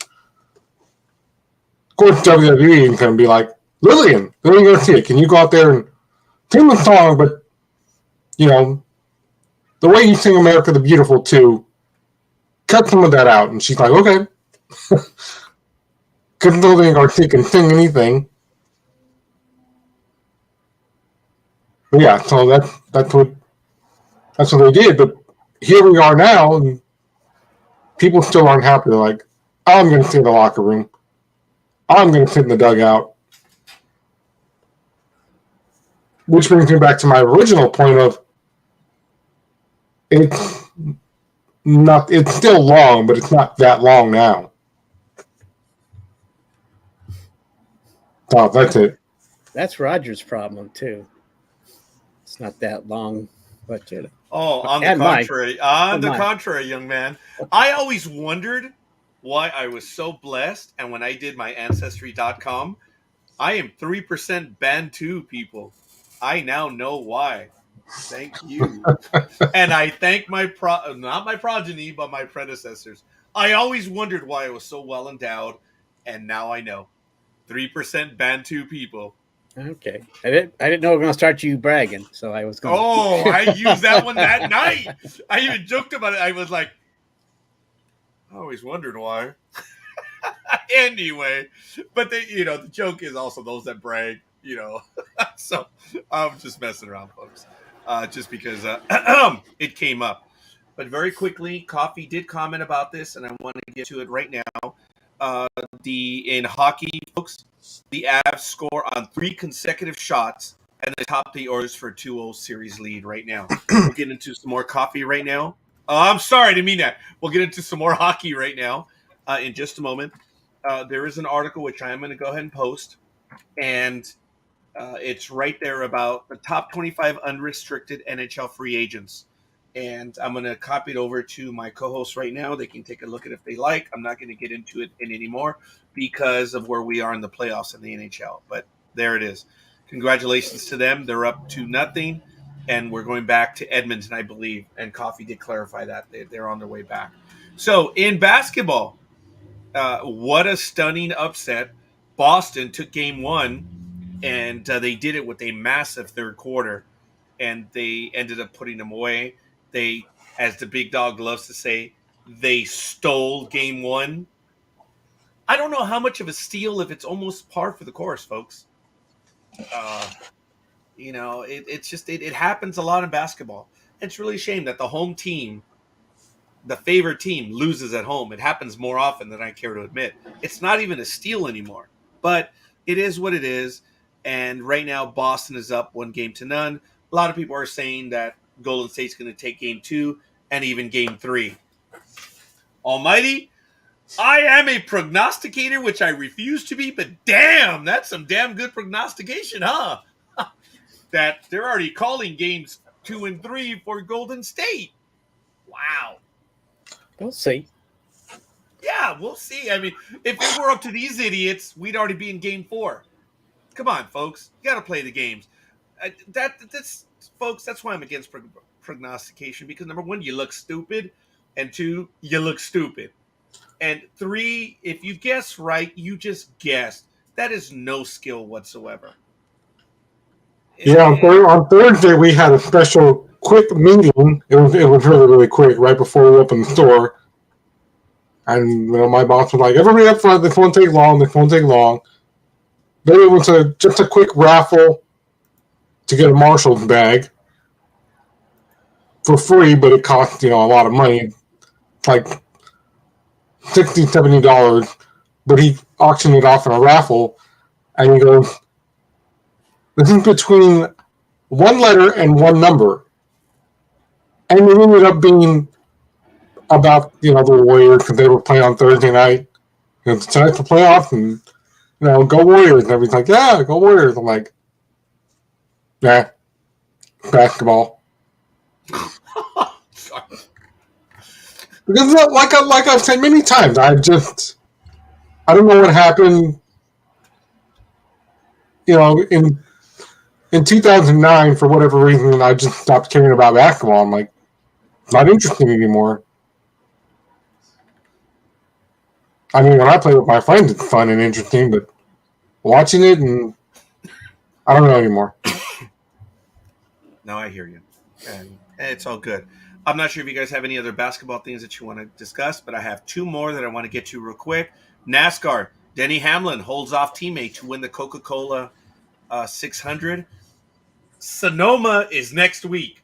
I'm watching that one. So if you guys want to watch with me, I'll be watching the game on Sunday. I'm looking forward to it. Sonoma, it's a NASCAR race that I like. Also, 6-time IndyCar champ dominated the Indy 500. But you heard what happened up until just the very last. So, good news on that one. I'm going to put the article up for IndyCar if you guys want to check it out on your own. Forgive me. There it is. And the quote is, "He just messed up." Yeah, dude, you didn't mess up. You blew it. So it's okay. All right. There it is. And I believe Coffee did post something, which I just skipped over. And I'm sorry, Coffee. Let me get back to it right now. Sorry, Coffee. Oh, there we go. Minnesota Wild are screwed for next year. They bought out Zach Parise and Ryan Suter last offseason, so they have $14 million cap space already taken up for the next 2 by 2 guys not even on the roster. Yeah, dude, that's not good at all. So, yeah. Next week, I think when we have more on the NHL playoffs, we'll go over the 25 free agents, which I alluded to by posting in the article right now. So, Almighty, what do you want to get to? I've gone over quite a bit of my news, not all of it, but there's some other stuff that happened. Governor DeSantis, let me just give a quick one. It's disgraceful, folks. The idiot. We'll talk about that later, what he did. And, of course, the spelling bee happened this week, and we're going to talk about the bell in a little bit. Almighty, what do you want to get to? I don't know. Okay. Okay, Odell Beckham Jr. is not signed yet. And the Rams player Cup wants him to return, but Odell has also said he wants to play with Kenny Pickett, so that means Steelers.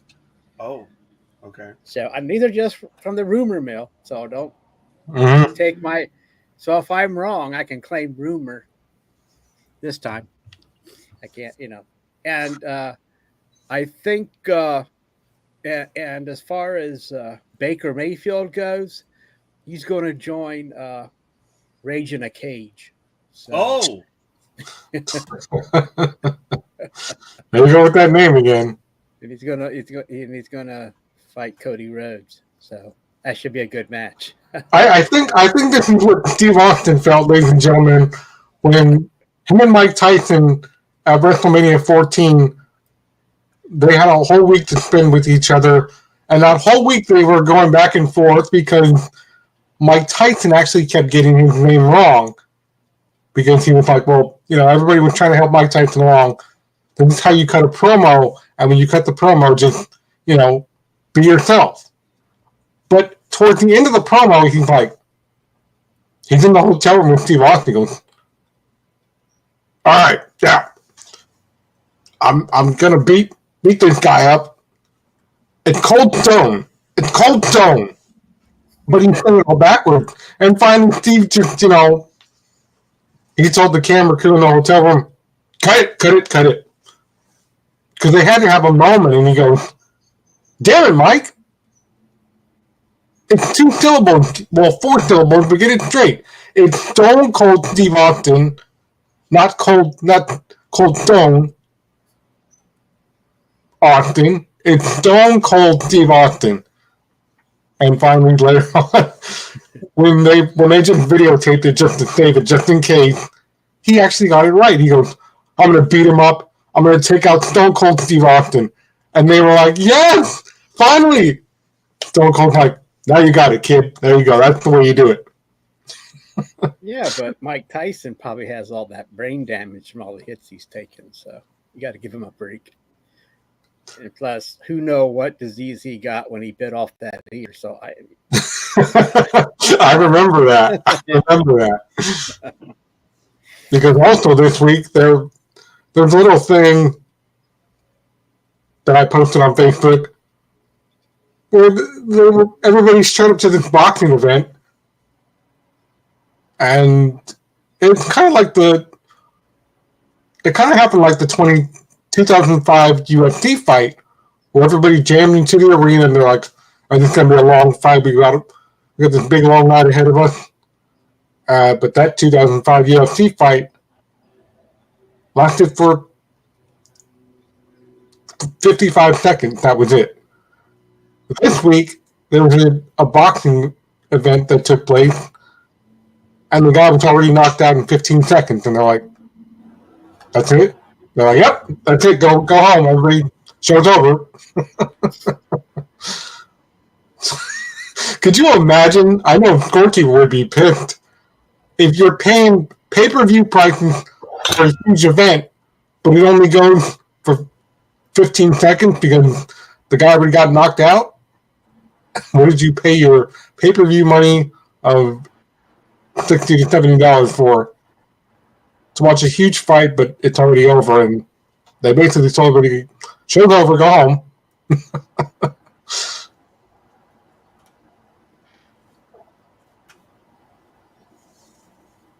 But I know that's, the way it is now, especially when it comes to baseball, because speaking of Scorekeeper, I sent him the video. I should have sent it to everybody. I should have posted it to everybody. Where the players were on the mound, and I didn't really get it because, I watched it one time, and then the player acted like he got hit, but he just followed and he just laid there. I'm like, wait, what? And so I watched it again. But then I noticed that he gets up and him and the pitcher from the other team, the opposing team, And they start laughing, and they give each other high fives. I'm like, wait, what? And the announcer's like, that was funny. He was just pretending. He thought, okay, he wasn't really hurt then. And the other announcer goes, no, this was for, fun and games. I'm like, okay. So I send it to Scorekeeper, and I'm like, Scorekeeper is not going to like this, but I'll send it to him anyway. Actually, yes, you did. And you saw even my line. It was overly dramatic, even by my standards. It was a moment of it being funny. The guy threw like 48 miles an hour, and he hit him. I mean, it's like running into a butterfly. So it was kind of amusing, and the guy overacted, but it was a moment of levity, which was really cool. He just, he dropped to the floor. I believe I do have the video. I'll get to it right now. Most of you have seen it, and I will get to it right now. I'll ask you guys. But my answer to Speedy was a little over dramatic, even by my standards. So I have the video set up. Forgive me, and we'll do it right now. Let me go to it, and I apologize, folks. We're gonna get to it right now. Share screen. Boom. No sound because I haven't been able to make it happen. So here we go. And the joke is someone call 911. But watch it. Here's the video. See, look. Oh. It was funny. The stadium started to laugh. Look. It was funny. I've never seen a name that long before. Yeah. It was good, folks. It was funny. And there was smiles all around both sides. You didn't expect it. It coming in at 40 some miles an hour. The guy's trying to get the ball over, and he hit him. It's funny for what it is. I actually would not have taken the base, quite frankly. That's a little embarrassing, but it was good, and I appreciate you sent that one to me. Now, as opposed to other weeks, Almighty, did I not respond to almost every comment that you sent me this week? Yeah. Yeah, you could tell that I was spending a little bit more time because a lot of people say, well, you never respond to anything. That's why I apologize. I was a bit busy. But another story in football, I'm disappointed. Fitzpatrick is retiring after 17 seasons. Oh, yeah. That's right. Mm-hmm. Yep. Ryan Fitzpatrick, folks. He's done. I'm going to put the article here in the chat room for those of you that want to follow along with us. Wow. What a guy. Smart player. Hung around for a long time. Made a lot of games good, folks. I didn't know he had been in the league that long. It just seems like, to me, it's just like like a few years ago he signed when he had the big beard with Buffalo and all that stuff. But yeah. But he's been a journeyman ever since. But he has supplied some fun games, but he never was able to stick, and that's too bad. Well, I'm sure that most of the world here in the United States, and maybe if you're not in the United States, because people in the United States are actually smarter than us for their own reasons, because they are. But the fact that there are so many guys with that last name, I'm like, wait, which one are they talking about? Because there's not, 3 of them with the same last name, and like, Fitzgerald, which Fitzgerald retired? And then I clicked on the story, and I'm like, oh, okay. It's not the Fitzgerald I was thinking of that retired, so. Were you thinking of Edmund? Oh, very good. He doesn't know. He doesn't know that one. He doesn't know? No. That one, no. It wasn't a cheap shot against you, Speedy, but hell, I know that one. That means Speedy does not know that one. Yeah. Would you enlighten us, Edmund Fitzgerald? He was a singer-songwriter. No, that's not right. That was the ship that went down. Never mind. Yes. That was written by Gordon Lightfoot. I am sorry. Let me start all over. No, On a ship when the story that sank in Lake Superior, written by Gordon Lightfoot in 1970s. Oh, there we go. Sorry, what's going on today? I'm having all kinds of problems, but yeah. But as far as I know, the ship could be a singer. I don't know. But anyway, so that was it was a hit song back, I think, in the set at 75, maybe there, Raj. Yeah, I think so as well. Yeah, but anyway, it was a hit for Gordon Lightfoot. So if you want to listen to it on YouTube, well, everyone should listen to it on YouTube just to get some 70s nostalgia. Hey, by the way, thank you for that, Almighty. You did upload that. That was the image I was talking about, folks, when it all started a while back when we were talking about Kepler. I have an image right now that, Speedy, I want to thank you. When you said America is stupid, folks, it doesn't get much better than this. I was not in a mood, but check this out. This goes to show us how smart America is. There it is. There's the pizza box. And open box before eating pizza. Oh, God. Really? Yes. Yeah. Oh, doing that shit. I wish I knew that. God, that was always tough to... Oh, and you get the cardboard in your teeth. Oh, God, that was... Holy... Well, no. Almighty. I have to explain the context to you. This picture right here, ladies and gentlemen, I saw it on my cousin Yolanda's page, and I'm like, I better share this with the world because it has to be shared. It must be shared. The reason for this is, Almighty, we don't want any more stupid people than we already have because of what started 2 years ago where kids were like, oh, a Tide Pod, I'm going to eat it. And then other things started happening after that where they're like, oh, what's this? Oh, it's dirt. I'm going to eat this too. And so many different things for the last 3 years have gotten crazier and crazier and crazier. Now they're like, I think we're going to have to start telling people not to actually eat what's actually in the box. Well, you can eat what's in the box, but not the actual product that we send it in. Because we know kids have been trying to eat Tide Pods the last 3 years. So this is where our world has to come to now, where they're like, we're going to put instructions on everything, even though we already done that for 100 years. Now let's take it a step further and remind people not to actually eat what they get it from as far as the product goes. And that's why my cousin had posted that. I was like, share. I clicked on share immediately. No, I just think they could. How could they even eat the cardboard? I don't know, but did they have? I mean, it may be hard to cut. I mean, you couldn't even. How would you just? I mean, God, that'd be rough. Anyway, they want to go at it, I guess. Hey, but this is what never made. Okay, go ahead, Roger. No, I was gonna say right when you said that, I'm like, hey, show enough. That's the way it is. Okay, I've been using show enough for my entire life, and only those that have seen the movie will get it. And folks, if you haven't seen the movie, that's your fault. That's a fun movie. And show enough.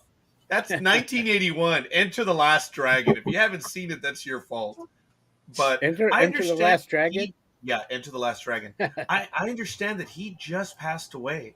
Oh no! The actor that played Shona, and it was a great. That was a kids movie back then with Bruce Leroy.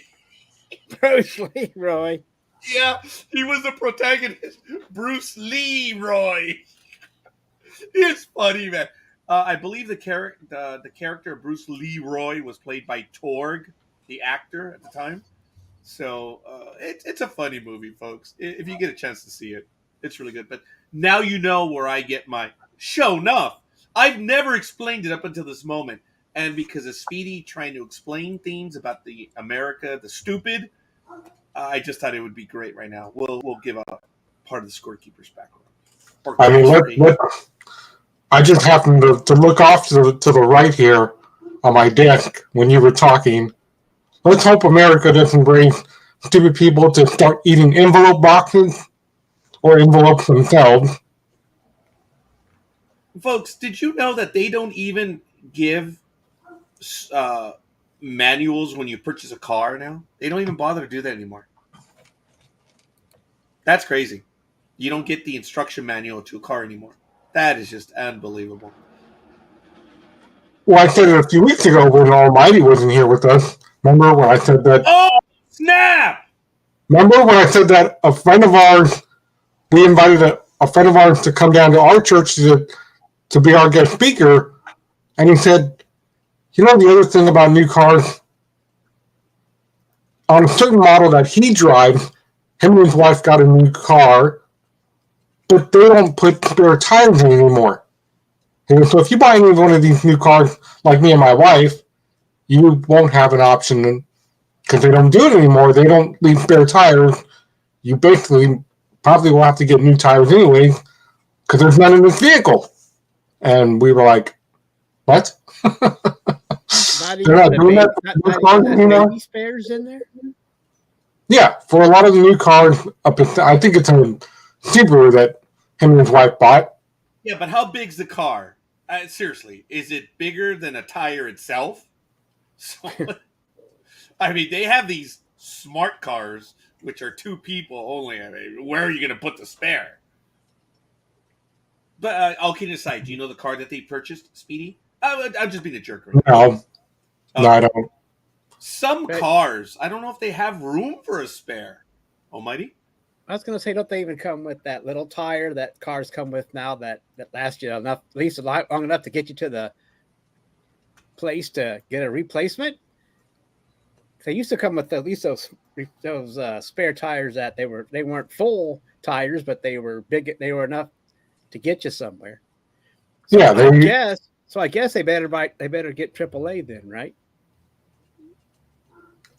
I don't know what these new car owners are going to do now. I mean, like you alluded to, Almighty, they don't. I remember when they used to put, you get a car, and my first car, the '86 Honda, that stupid piece of crap car. I'm never gonna. Well, I mean, I hate that car. I'm never gonna miss it. But they used to put actual donuts as a spare tire. Remember those? That's what I mean. They don't even come with the donuts. I mean, it was at least enough to get you somewhere. But, well, I guess you better. I hope that they're told that doesn't have a spare before they.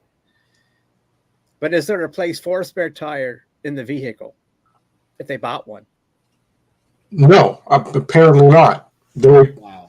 And I guess the manufacturer decided that too. It's like, nah, we don't need to put a spare tire in there. Whoever buys these brand new cars now will figure it out. Figure it out? Like, what does that mean?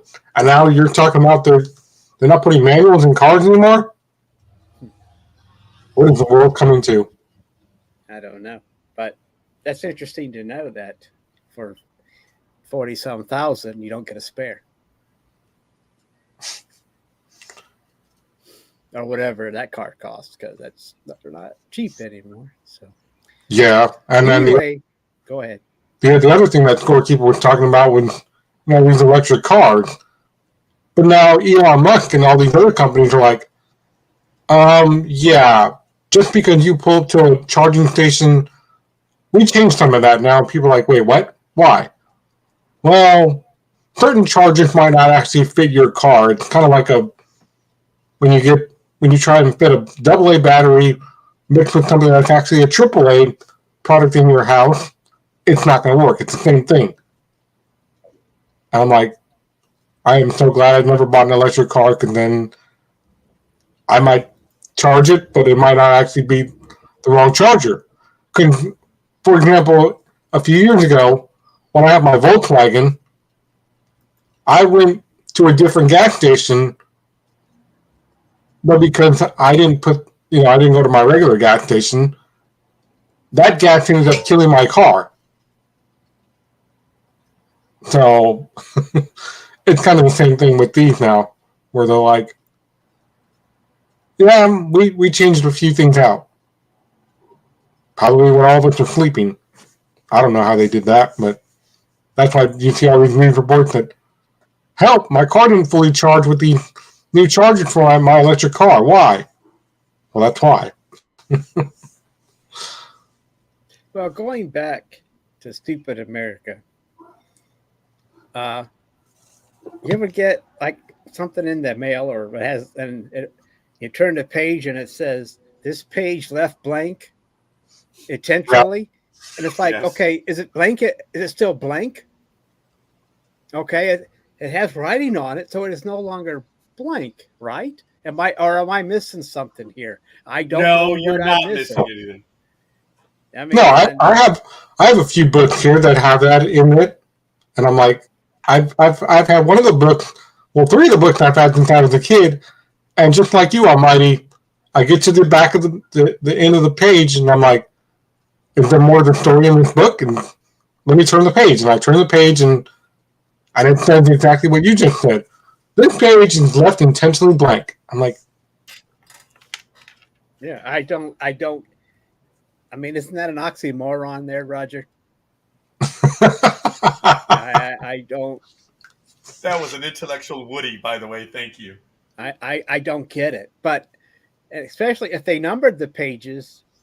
yeah, You think that you look to all you gotta do is look to your right. Oh, two. So I'm all, but I've gotten a few of those, and it just anyway. I don't know. It just caught my attention.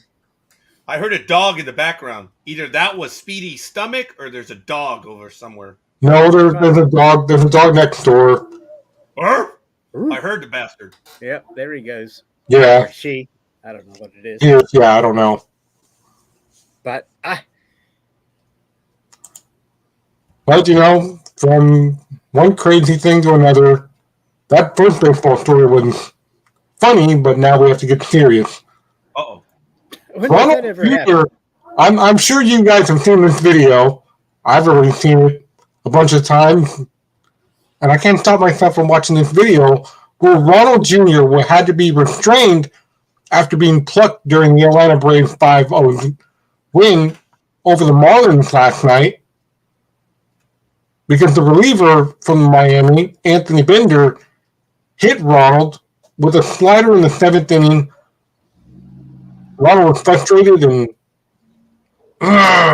he does one of these like he's going to go to the dugout, but he turns and he bolts towards Anthony, and then the Marlins catcher George Alfredo and home plate umpire Jordan Becker, they both grab him. No, it's not worth it. The Atlanta manager says, this is not worth it. He only hit him with a breaking ball. Everybody handled themselves fine. So the Marlins pitcher, what they didn't mention, but it's clearly there if you saw the game, they actually hit him 7 times, multiple times during this game. All-Star rookie season from 2018, including in the first pitch of the Atlanta's first at-bat in their July 2nd game. That hit by pitch resulted in the ejection of Pablo Lopez. Miami's manager, John Magley, said, I've really grown tired of all the drama. I'm sure anybody that's ever played the game talked about it and saw that this play here wasn't intentional. I'm tired of talking about this. What do you guys think? It wasn't intentional. Go ahead, Almighty. Oh, I was going to say I have no comment. And look, stop crying. Just play ball. Look, Speedy, I saw it. I saw it quick. For me, it's stop being a baby. And if it's intentional, fine.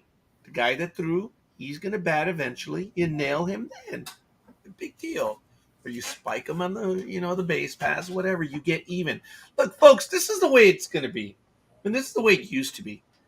If you are an a-hole on the field, you're going to get it on the field.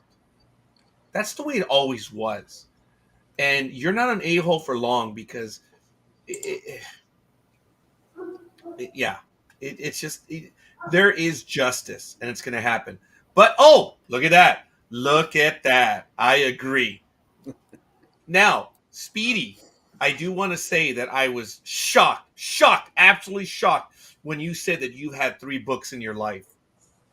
This is what I look at when I look to the right. And that's only 2 bookcases. I have 3 bookcases. Speedy, I'm just 3 books? Dude. No. You misunderstood me. There are 3 books on my heater. Look, to the lower left, there are 3 books. I misunderstood you, Speedy? Oh, my. Yeah, you did. I said I have a bunch of books, but 3 of them from my childhood are the ones where I told Almighty a few minutes ago. I have so many books here in front of me and here behind me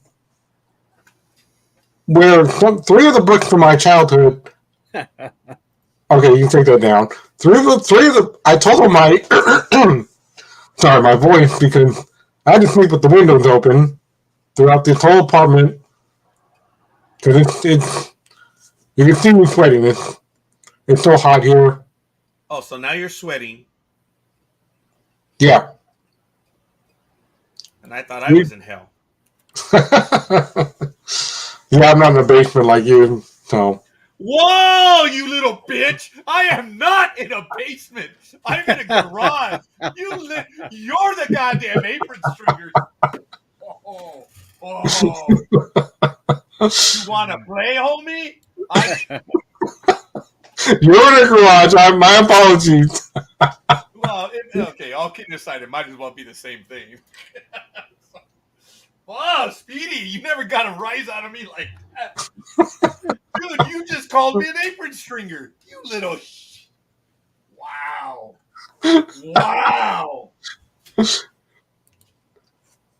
So I guess something people in the chat room lots to talk about now.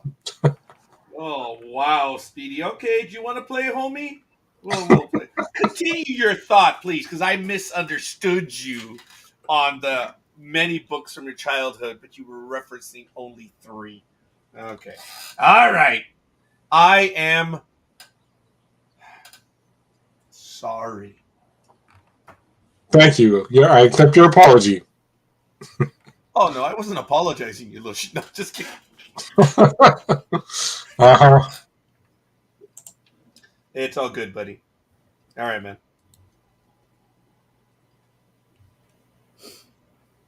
Oh, wow. We all went silent there for a moment. All right. Well, next on the list here is something that I think is a story that goes back to what we've talked about many, many times before. Or maybe not. Maybe it's a different letter. But it came out this week about baseball's most traumatic letter.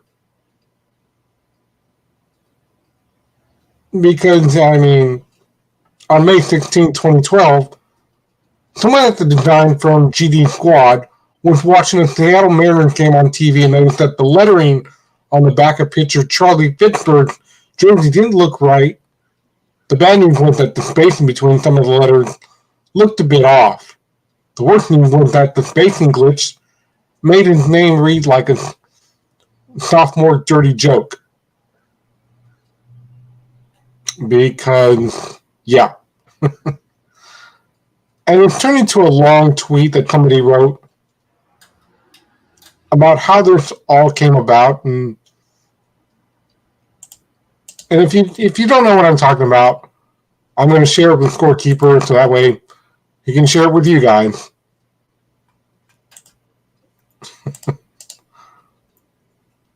Where are you sharing it? Right to the chat room. Oh. There you go. You can. It's the very first image when you click on it. You'll see the mistake, and that's the picture I'm currently looking at. They completely spaced out the lettering. Scorekeeper's going to flip out probably again, like he just did a minute ago. Look at that.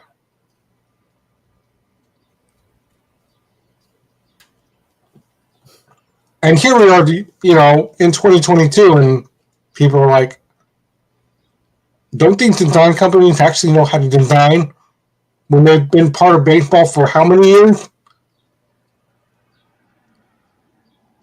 And someone even said, yeah, it looks like a kid did it. I agree. Well, it was probably made in China, so you can't blame anything. Who made I was trying to say who made the jersey. I would think it's New Era. Well, look at that one too. Yeah. Yeah, they spaced out the lettering. No, but Almighty, to answer your question, to this day, if you go to the top of the article, it says it's made by Geo Squad. They're the ones that have been making MLB uniforms for years. GD squared, sorry. Yeah. But I don't know why they keep making this mistake. You see that one, Rodriguez. So that was bad. And then Furbush. Furbush. That's actually damn funny. It is. Furbush, huh? Okay. At least thanks for the warning. Yeah. Wow. Yeah, they're spacing out lettering for most of these team jerseys. Yeah, that's terrible. Yeah, it is. It's absolutely terrible. Bunch of morons. Thank you, GD Squad. Yeah. Did anybody get the? I don't know. Never mind. I got the Furbush.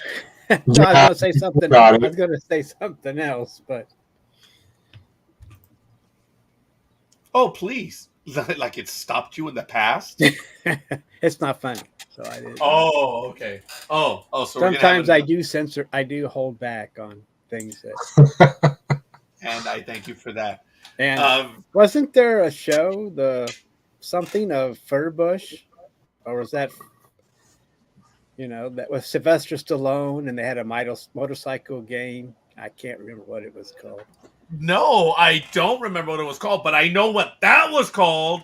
That was Speedy's stomach again. Mother of God! I thought it was a horror movie. I was watching The Walking Dead all of a sudden. I was like, dude, I can tell where you are, Speedy. I mean, seriously, I can have my eyes closed and I hear your stomach. I'm like, oh, there he is. It's like, wow. I'm sorry, buddy. I know. Yeah, well, see what I did this morning is I'm like, I'm gonna eat breakfast. I'll eat some round breakfast before I actually go on the air. And that's why I didn't get on till 6:40 with you guys. And I'm like, okay, well, I'm done. I'm ready. And I thought I was good, but lo and behold, I guess I'm not good. But it's fine. Oh, I'm sure you're good, but that's neither here nor there. Yeah. Oh my God, that was bad, wasn't it, Almighty? Well, let's go to the next one here because. Oh, good God, please. Yes, I will stay in sports talk with the guys right now. One of our local news stations here, Cron 4 in the Bay Area, obtained a copy of the letter that was sent to the Oakland Coliseum from the A's on May 12th that actually detailed a list of issues with their aging ballpark. The letter was written by Vice President of Stadium Operations, David Renati, and was then addressed to Executive Director of Coliseum Authority, Henry Gardner. The problems include, and I've mentioned this before because, as I said, I've been there off and on, when we were kids. They include broken seats, cats, and mice, moths, people intruding the ballpark, which are the scalpers, the ones that try to sell you fake tickets that they have. Here, let me Give me $50 and we'll call it even. It's a legitimate ticket. No, it's not. Get out of here with that. No, it's not. You've been burned buying from the scalpers? No, I'm not one of those people. I would never buy from a scalper because I know that's what they are. Oh. I've purchased over the years once or twice. At least twice. Once in San Diego. San Diego. Yeah, faulty seats, plumbing issues. I talked about that a few years ago, back in 2014. When I said that me and my dad had to go to the restroom, yeah, let's just say that the urinal flushed, but it actually flushed too much. Like, water comes out of the urinal all over the floor. I'm like, I'm not part of this. So it's not going to be good when you and I meet up in September up at the athletics game? You're not going to enjoy yourself? Oh, no. Not at all. Are you gonna join me there? Possibly. Okay, well, I'm gonna get the tickets as we get closer. I'm kind of hoping you'd go, but that's all right if you don't want to go. That's all right. I know he got offended when I talked about the metal seats over at his wrestling event. I get it. You're still butthurt over that? Whatever, dude. Number 5 on the list here is actually a big one because that's what she said. It's an increase from intruders, including one person who entered the facility 3 times in the last few months in just this year. It was the same day that the A's had the game against the Tigers. And the team, they really can't do anything, they say, because this person helped himself to whatever's on the property. But he's stolen $100,000 worth of food and beverage items. What? Number 5 on the list is actually what I'm referring to, the lack of security. Wow. Really? Yes.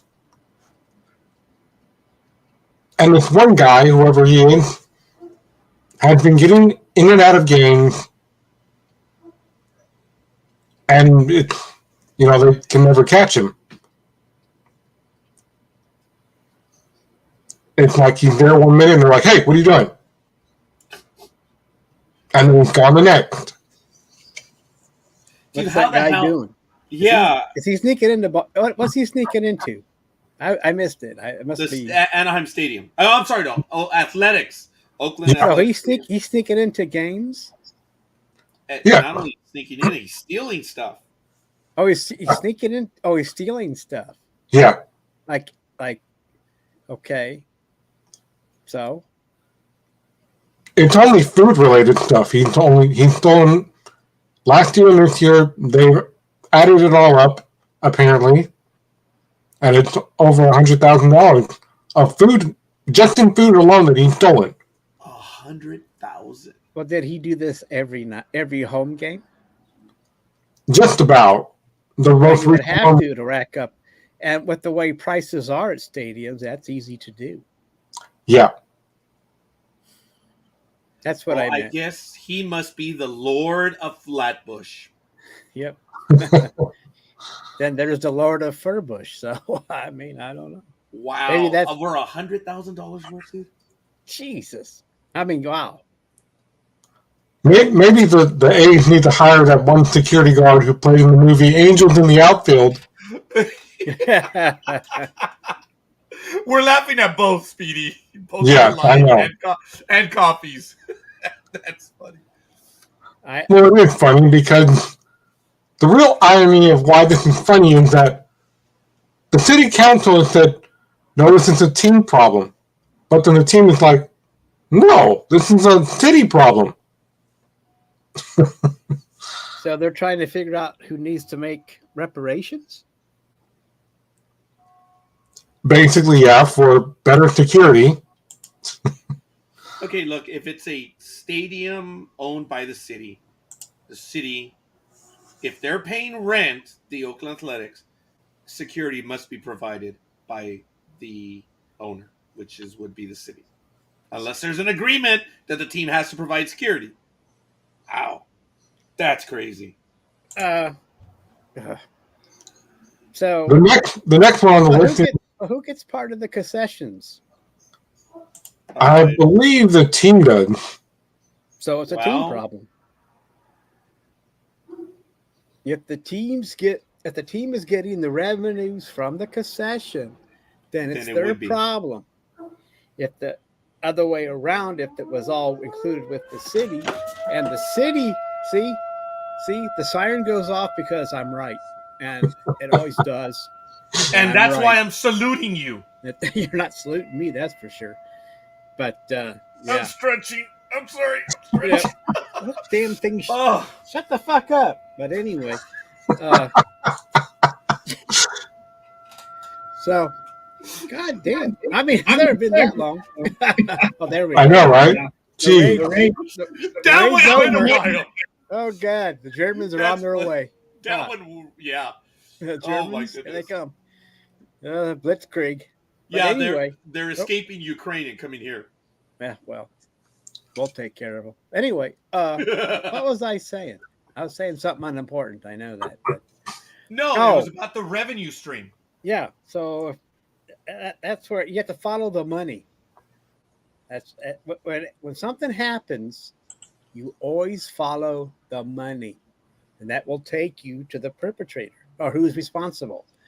So, if you're right, once again, about the team getting the concessions revenue, then it's a team problem.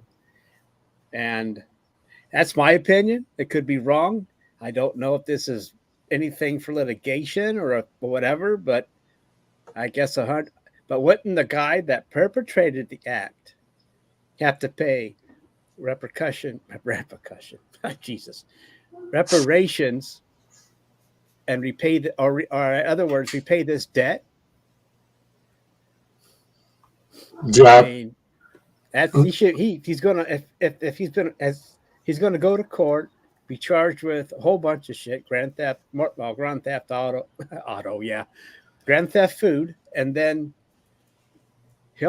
I don't know if this dude will be able to repay it, but it will be his job to repay it usually after his jail term.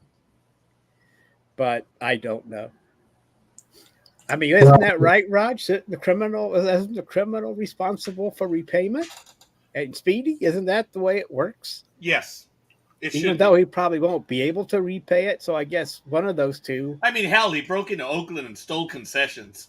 So he's the reason they can't get upgrades at the old stadium. Oh. We're not going to go there. That's been discussed. Yeah, we don't need to go there because... But that's my opinion, that he should pay. And if he doesn't pay, I guess if they want a team problem, and they're going to have to fire somebody to take care of it. Wow. We only have a few more. But don't they have insurance for this type of thing? Or that, I mean, I'm just looking at, since we're talking about it, looking at all angles, and since you mentioned, Speedy, that they're talking about who's responsible.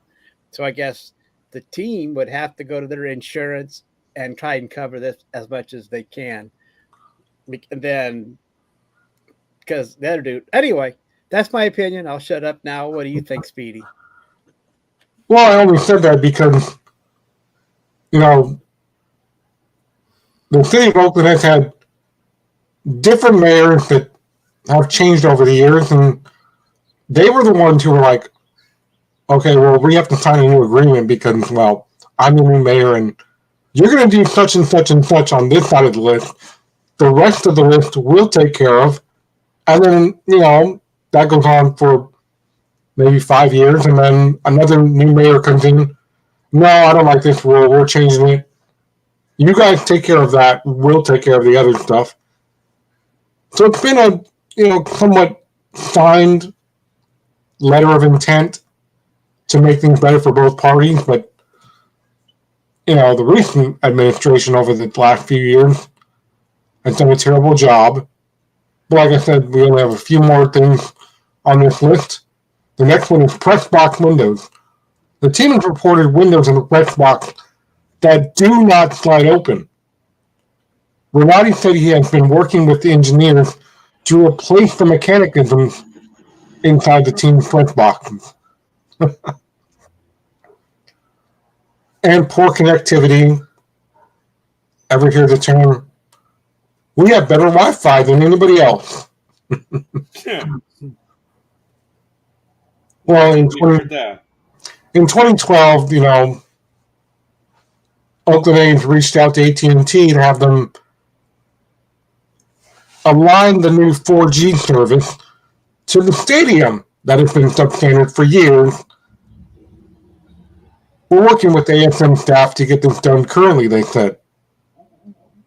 I don't know, because I haven't been to the stadium in a few years. Actually, nobody has because of the whole pandemic thing. The next one on the list is aesthetics.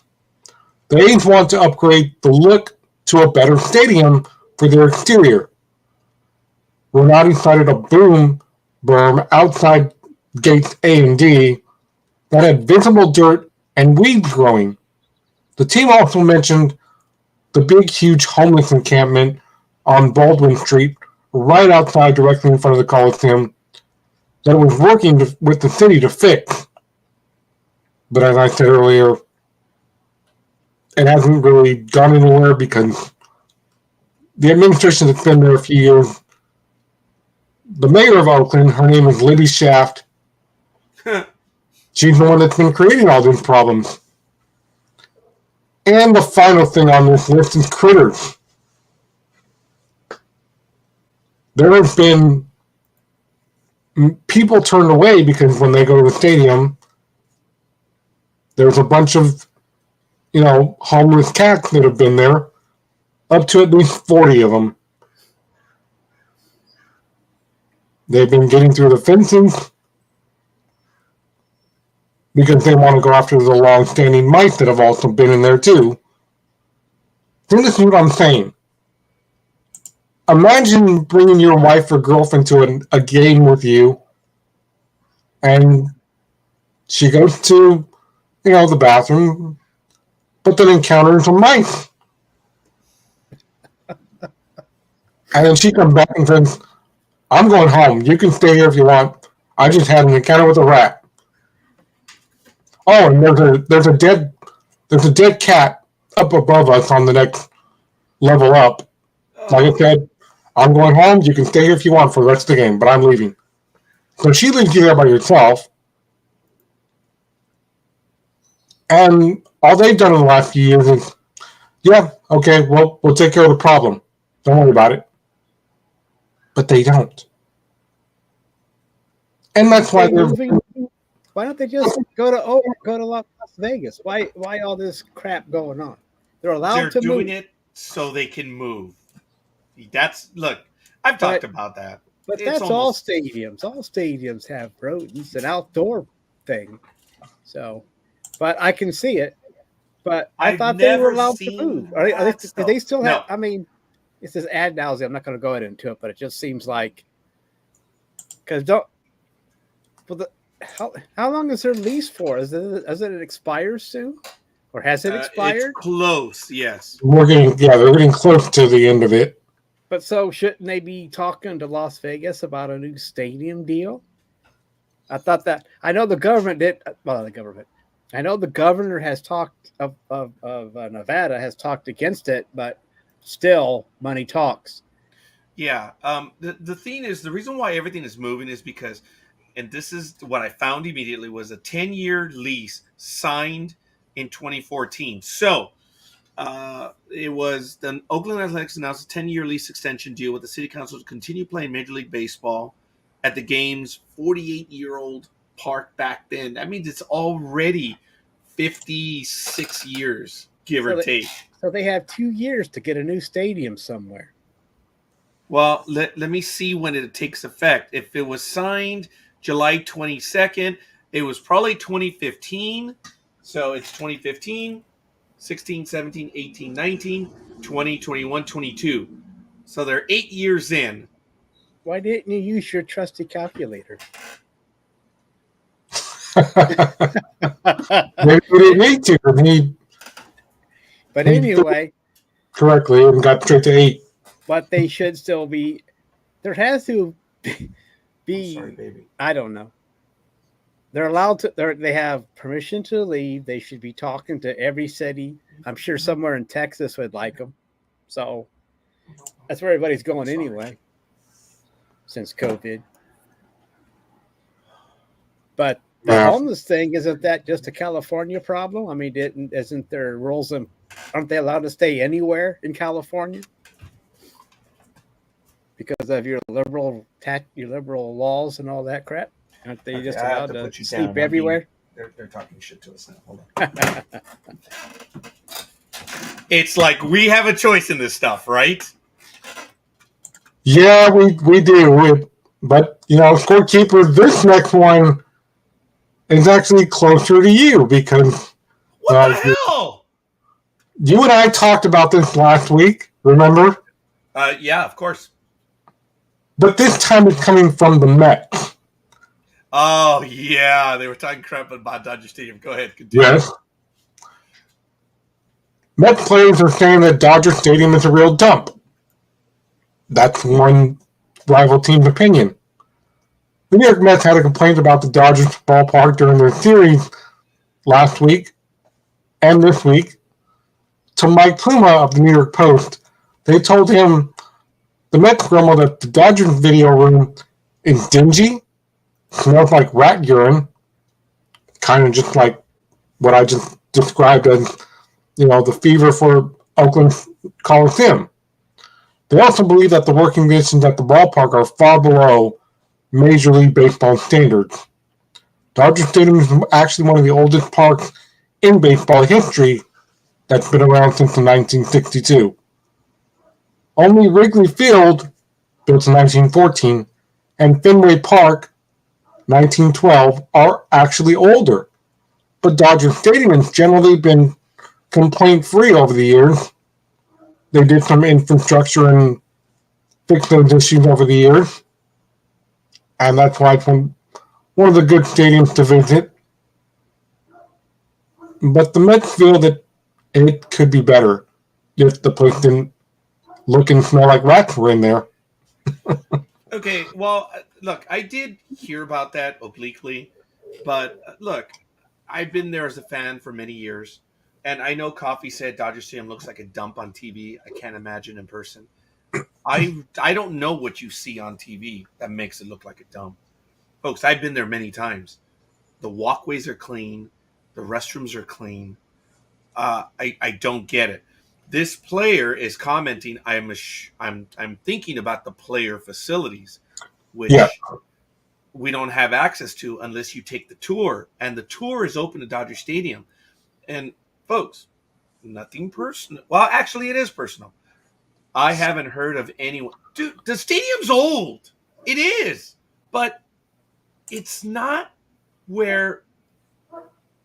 Seriously, this is the first that I'm genuinely hearing about this. Not just hearing about it, but genuinely hearing about it. Dude, sometimes when you go into a restroom that has been used and people are filthy, you can smell it. So if he's talking about his team locker rooms, hey, aim better, you dumb bastards. Aim better. That's what I think you should do. But wow. Seriously, this is the first time that I hear anything about your Dodger Stadium being that way. But, well, he also mentioned the video room where they can review, how they've progressed before a game, and they're like, such and such, we can make changes here and blah, blah, blah. And he said that the video room is the worst because they couldn't really sit down to review, their last game before this game this week because they didn't really want to with all the rats they encountered there, probably about 3 of them. Like, okay, well then that's great. But here's the thing. Who is complaining? Which player on the Mets? Just curious. Okay, fine. it doesn't say.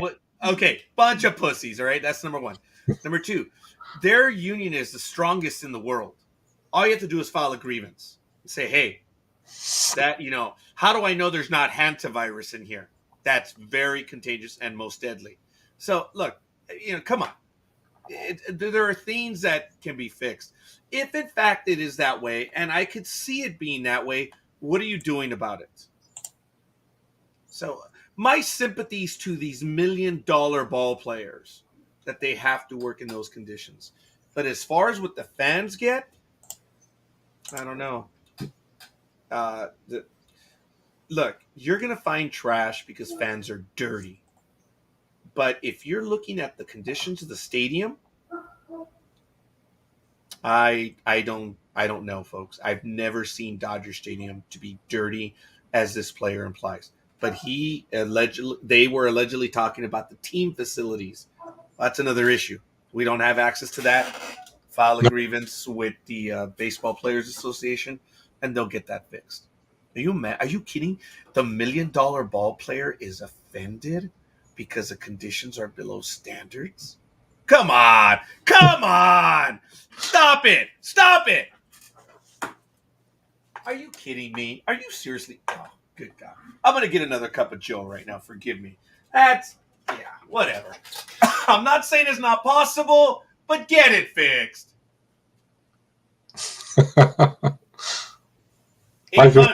Yeah. No, actually, I have lost weight, folks. I'm so happy. Oh, hey, guys, forgive me. I'm going to flash you.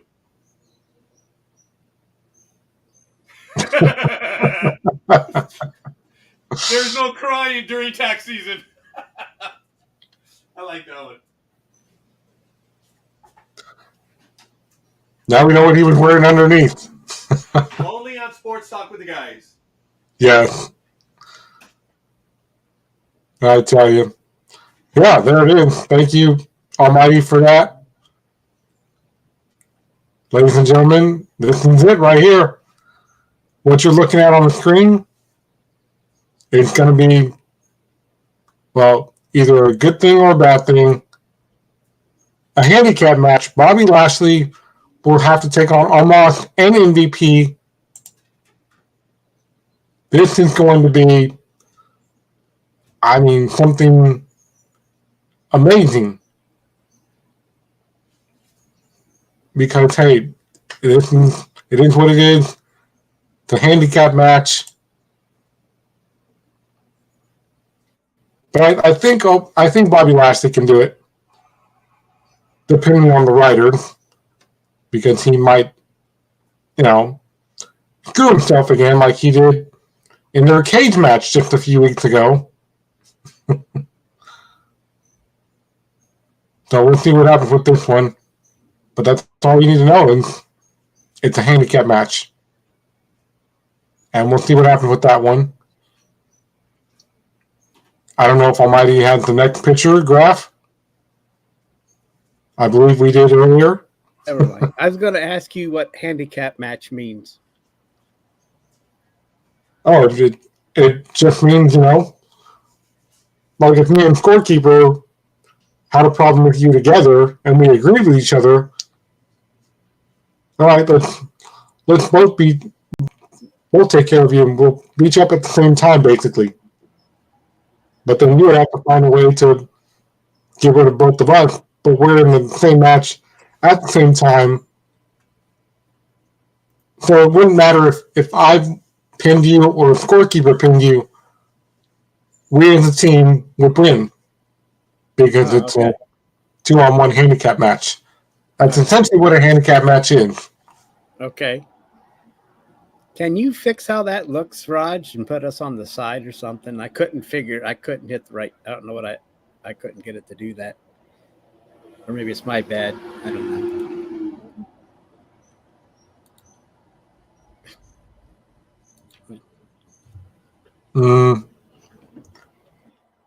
So what do you think about that one? Yeah, the next one, the Raw Women's Championship. Bianca Belair was originally going to be Bianca Belair versus Asuka with, Right. Sasha Banks and Naomi, but since Sasha and Naomi did their walkout, Right. But they had to change things. And this is where Becky Lynch comes in. So now it's going to be Becky Lynch will be the third wheel, basically, in this triple threat match. Okay. And, this is going to be good because Becky's coming in fresh. She just came back, back in February. But then shortly after her return, remember, thanks to Charlotte Flair, part of her hair gets chopped off, and I think Becky looks better with this new chopped off hair. I don't know if you feel the same. But I just look at her legs. Okay, just her legs. All right. I'm just kidding. But yeah, I do too. So in that case, I think she's going to take it. So I think so too. Or they might let Bianca keep the title. that's true. But I'm gonna go with Blair because she should be pissed off the way Rousey took the. No, not Rousey, but anyway, she should be ready to go. Yep. And then, of course, the next one on the list. I don't know if I have that picture. I thought we already talked. How many were there? I mean, I did have.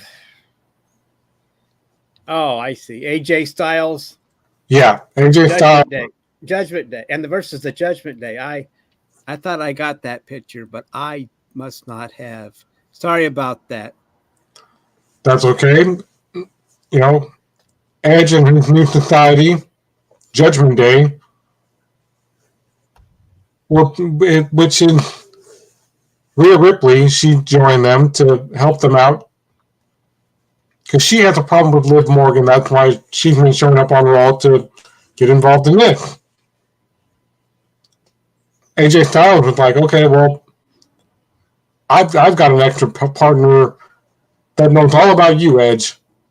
And his name is Finn Balor. So, we'll see this one come about. It'll be Judgment Day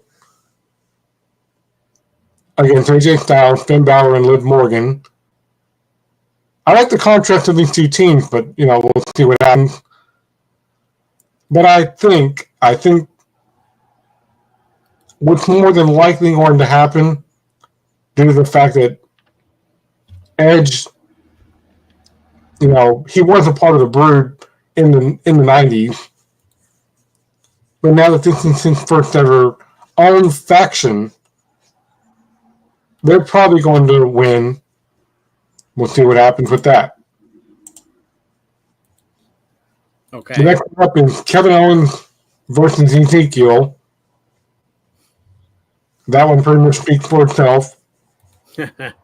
I'm sure Kevin Owens will win again. Okay. And the Hell in a Cell match, Cody Rhodes versus Seth Rollins. Cody is still, if you watched Raw 2 weeks ago, you know that Seth basically scraped his back up really bad. So his back looks like he ran through a burning field but escaped. Right. I thought I had that. No, I had this one. The last. Nope, that's not it. Where the hell did it go? Anyway, I had all those. I don't know where I put them, but anyway. Oh, okay. But like I said, I think Cody will win that one. So. Yeah, and of course the next one is the United States title will be on the line. Theory will take on Mustafa Ali. And this one will probably be good, if not great. But I'm not going to hold my breath. It's probably only going to be good, not great. Okay. And then last but not least, the no holds barred match that was announced last night on SmackDown. Because Corbin, went to Adam Pearce and was like, "So you're gonna fire him, right? After what he just did to me out there?" And Adam's like, "No. You have a match on Sunday at Hell in a Cell, and it's gonna be a no holds barred match." And of course, Corbin is very pissed off about this. "Why are you giving him the chance? You're supposed to fire people for this."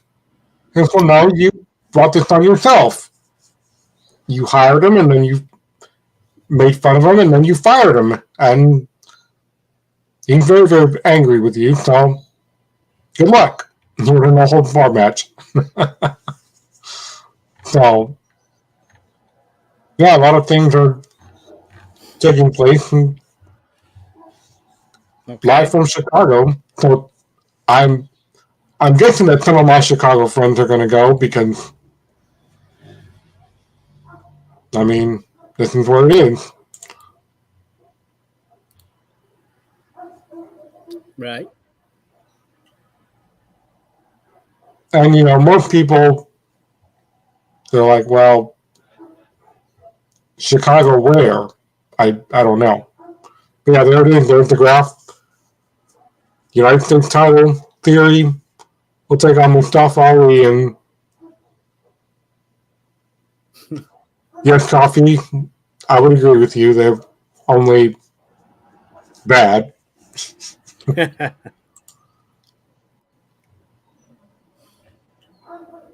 But they've had to be bad because, well, it's WWE, so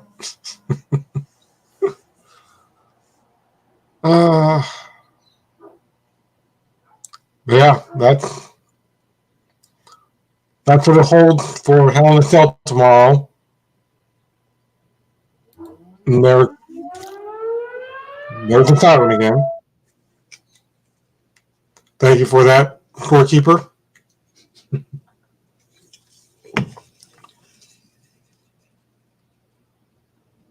And we'll see where anything else goes.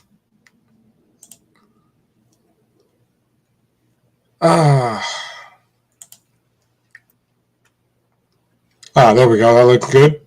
Uh-oh, what happened? I don't know. You did something and... You're muted, Almighty. Okay. No, you're still muted, Almighty. No, you're muted. Okay, well, Almighty is still Anyway, muted. There he is. There we go. I turned myself off during the second siren attack.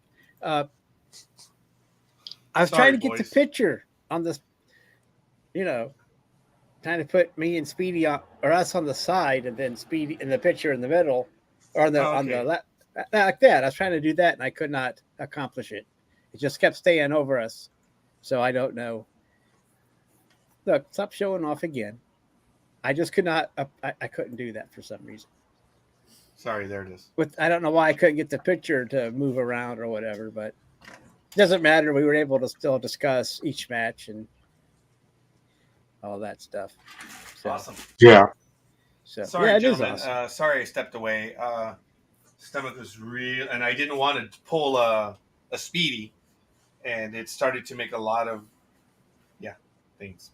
So sorry, I stepped. Just be yourself, man. Sorry. Just be yourself. It's one of those mornings. I apologize, folks. I am having problems this morning, so I'm sorry. So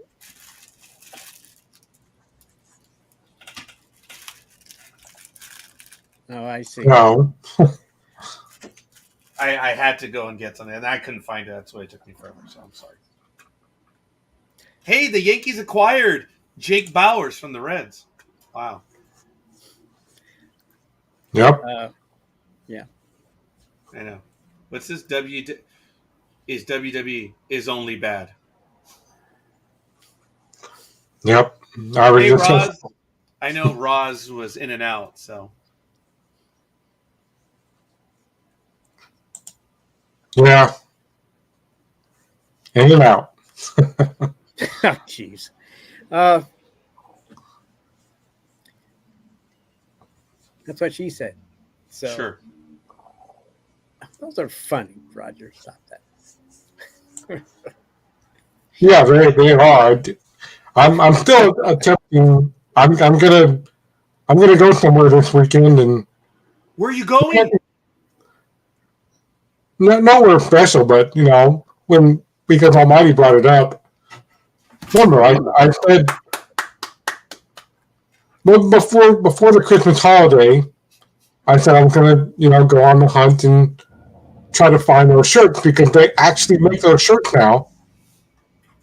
I've seen a few of my friends from other cities around here in the Bay Area going, I want that shirt. Well, you have to get your own. All right, I'll buy my own then. Because they actually make those shirts. That's what she said. Okay. All right. People don't believe me. Nobody believes me, but you can look it up online. You could probably... I'm sure they do. It's a popular saying. Yeah, it is.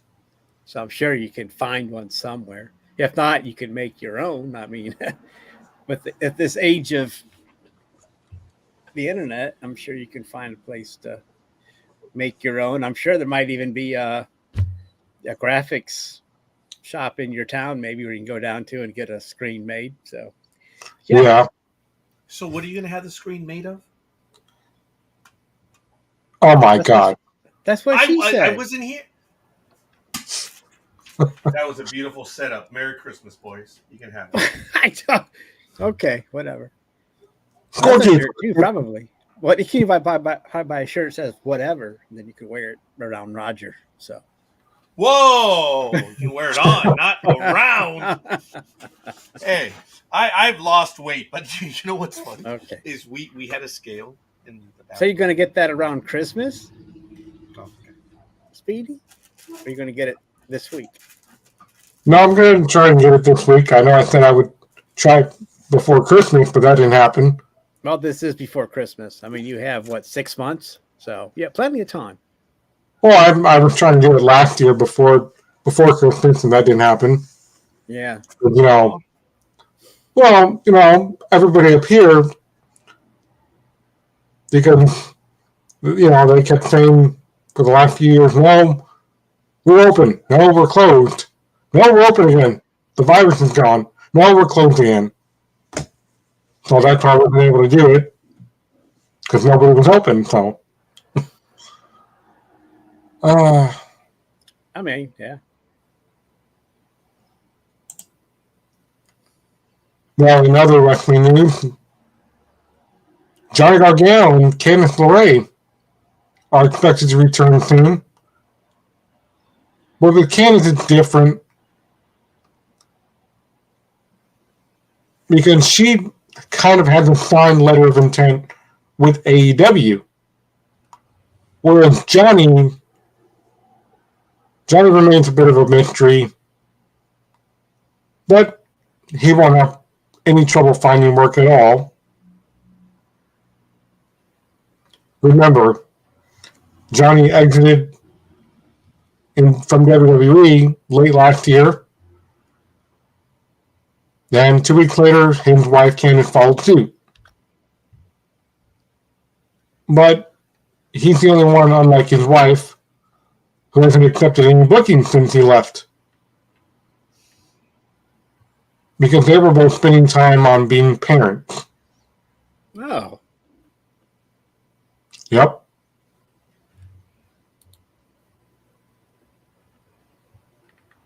And they do have, many of their friends. Some of them that I know, because Candice came from here, right here in California. So a lot of them could reunite with our friends here in AEW. Since AEW is more accommodating to new parents than WWE is, because WWE, Vince is like, all right, You had your 3 days with your new kid. Come back to work. I want to interrupt real quick. Michael De Palma, thank you for the like here on the program. Michael De Palma is an avid sports fan. He was on the Blog Talk Radio Network with us some time ago. The Tri-State Sports Guys, if I'm not mistaken. Damn funny stuff.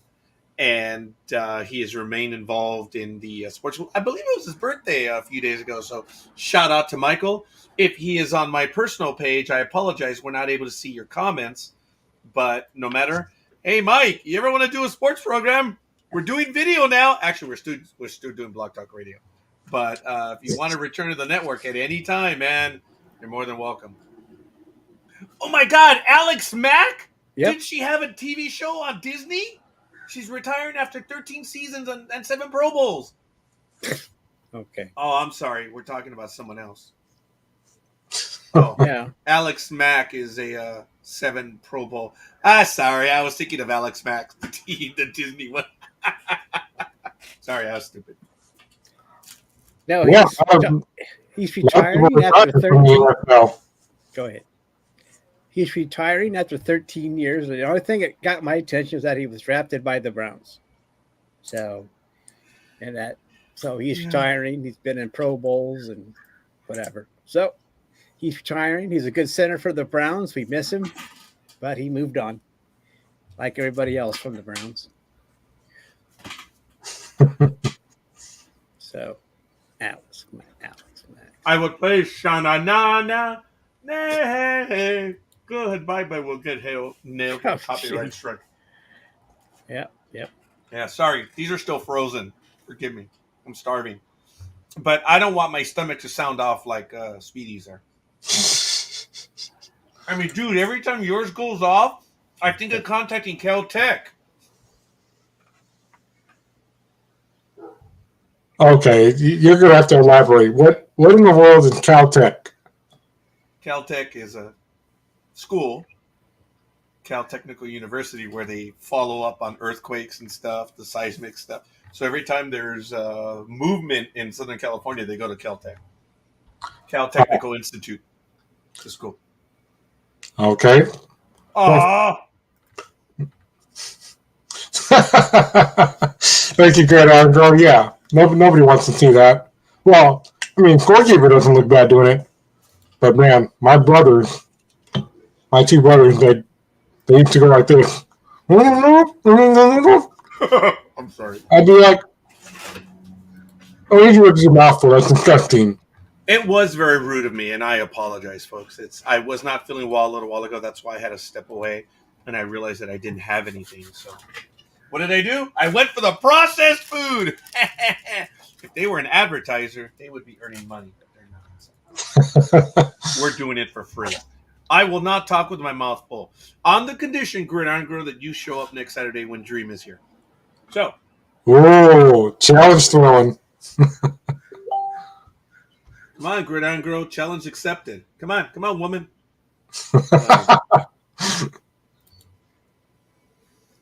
Sorry, I'm going to reach for another bite, but I don't want it to be seen on video.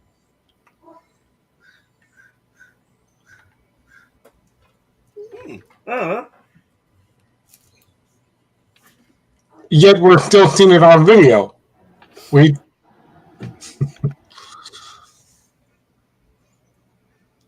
Wow.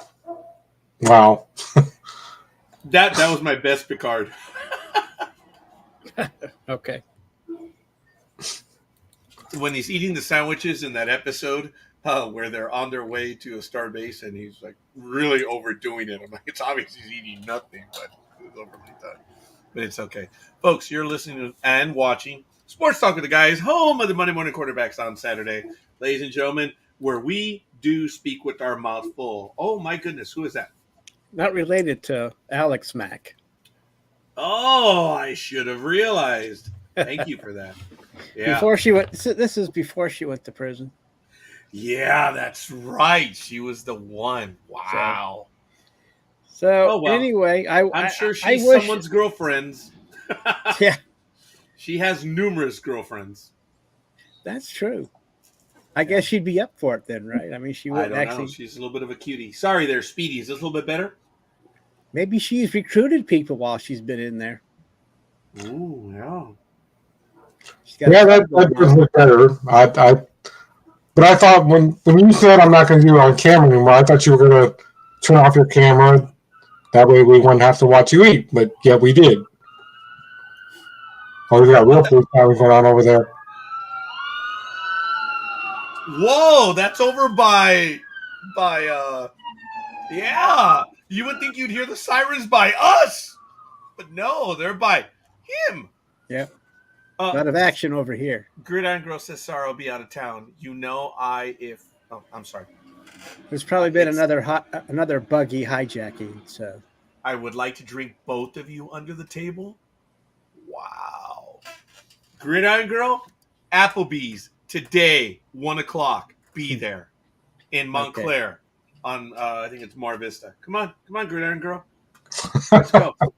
Let's see who'll drink who under the table. Actually, I'm going to lose that one 10 minutes in.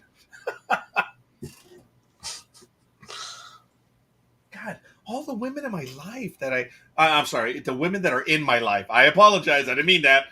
Everyone that I know drinks heavily.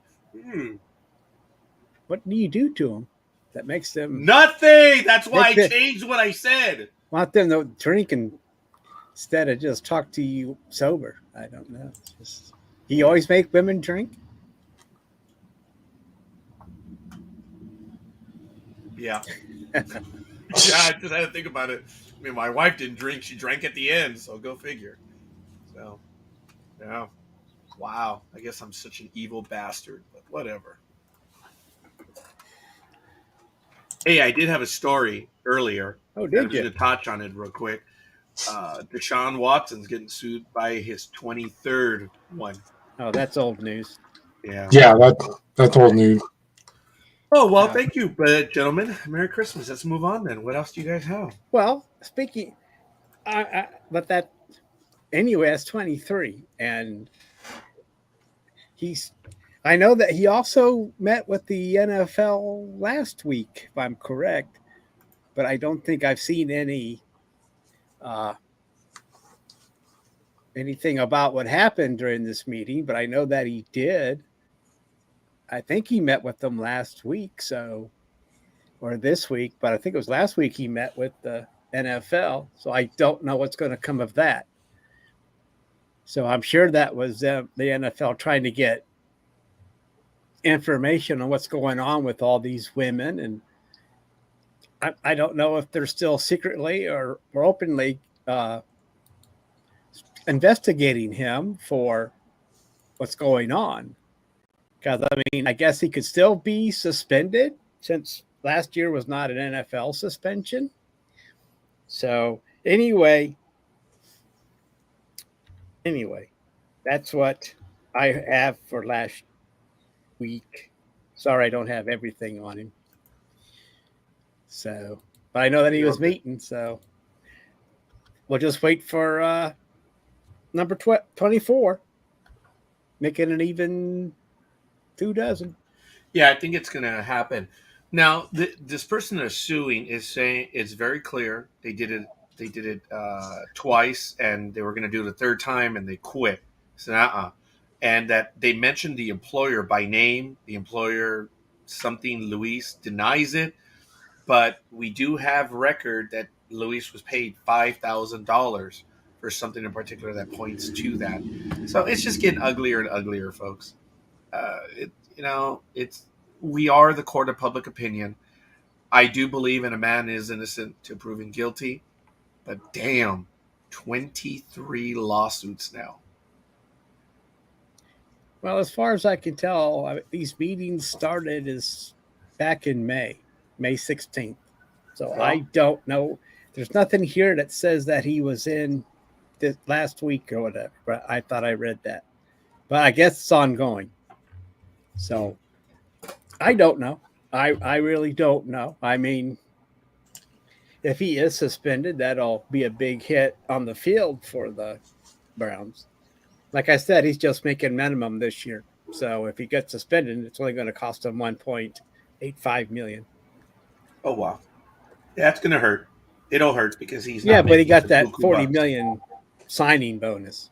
That's why he Yeah, took all his buddies to wherever they went in the south. and folks, Bahamas, right? Was it the Bahamas they went yeah. to? Yeah. So Now, except for folks, Baker. he could get right. He could get an advance because it's a guaranteed contract. There's no doubt that players can and will do that if they're 2 years down the road. They're going to see the money. It's guaranteed. That's where an annuity comes in, stuff like that. But it's not the only thing. But knowing that he has this legal stuff hanging over him, people aren't in a hurry to do the advances like they normally would. So it may start hurting him financially till he gets to that extension.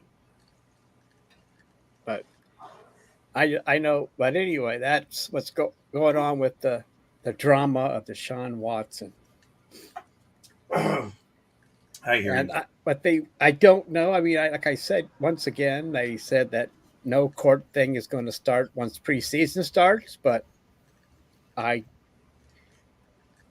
don't know how true that is. I don't know. So I guess if anything happens at this point, maybe after the season, when some of these women start taking him to court. Wow. Thank you, Gridiron Girl. We made you hungry. She's going to have some huevo rancheros. So thank you, Gridiron Girl. Appreciate it. Miss Thank you you very already. much. I tell you, had one of the best pre-Thanksgiving lunches ever. She invited me out. We were at work, and my employer on Wednesday had a Thanksgiving special, and she invited me out to that, and we had lunch in our cafeteria, which was really fun. I remember that. It was really cool, and I miss that, Gridiron Girl. I really do, and we should do that again. Maybe on a Wednesday this year. Allegedly, you can drink me under the table. That's like I have one drink and I'm done. Come on. So glad you're back, Gridiron Girl.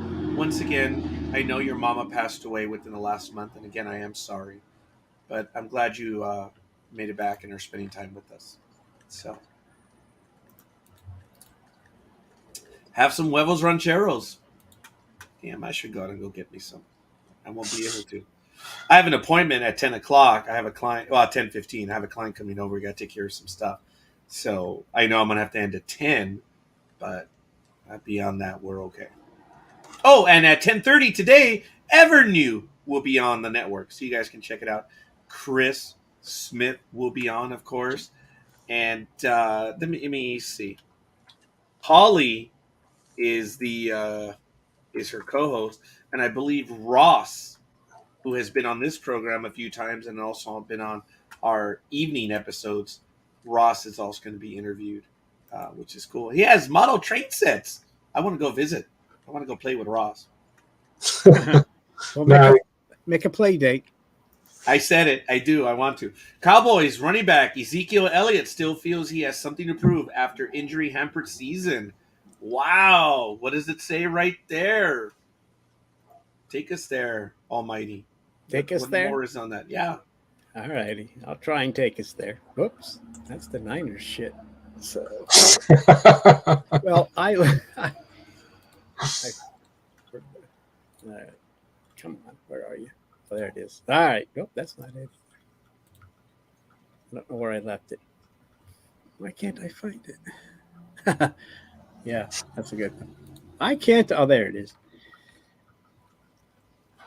So, just 4 weeks into the 2021 season, Cowboys running back Ezekiel Elliott suffered what was later revealed as a partial torn PCL to his knee, an injury that would have ended the season for many players. But Ezekiel forged ahead, playing through the pain for the rest of the season and into the playoffs, putting up numbers that might not have been up to his usual standard, but were still outstanding considering the circumstances.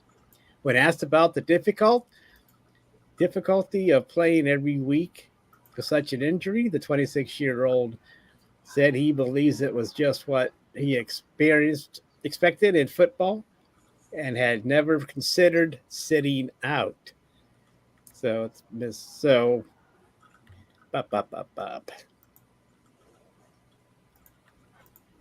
So at this point in the anyway, I'm just saying, let's say there's not really much here. Oh, good. It's just Okay, Elliott appears to be well on his way to regaining his former standing among the top running backs. After a few months of rehab, the PCL injury has fully healed, and coach Mike McCarthy even claimed that Elliott had been clocked at 22 miles per hour in a recent practice. He still cannot beat a hyena.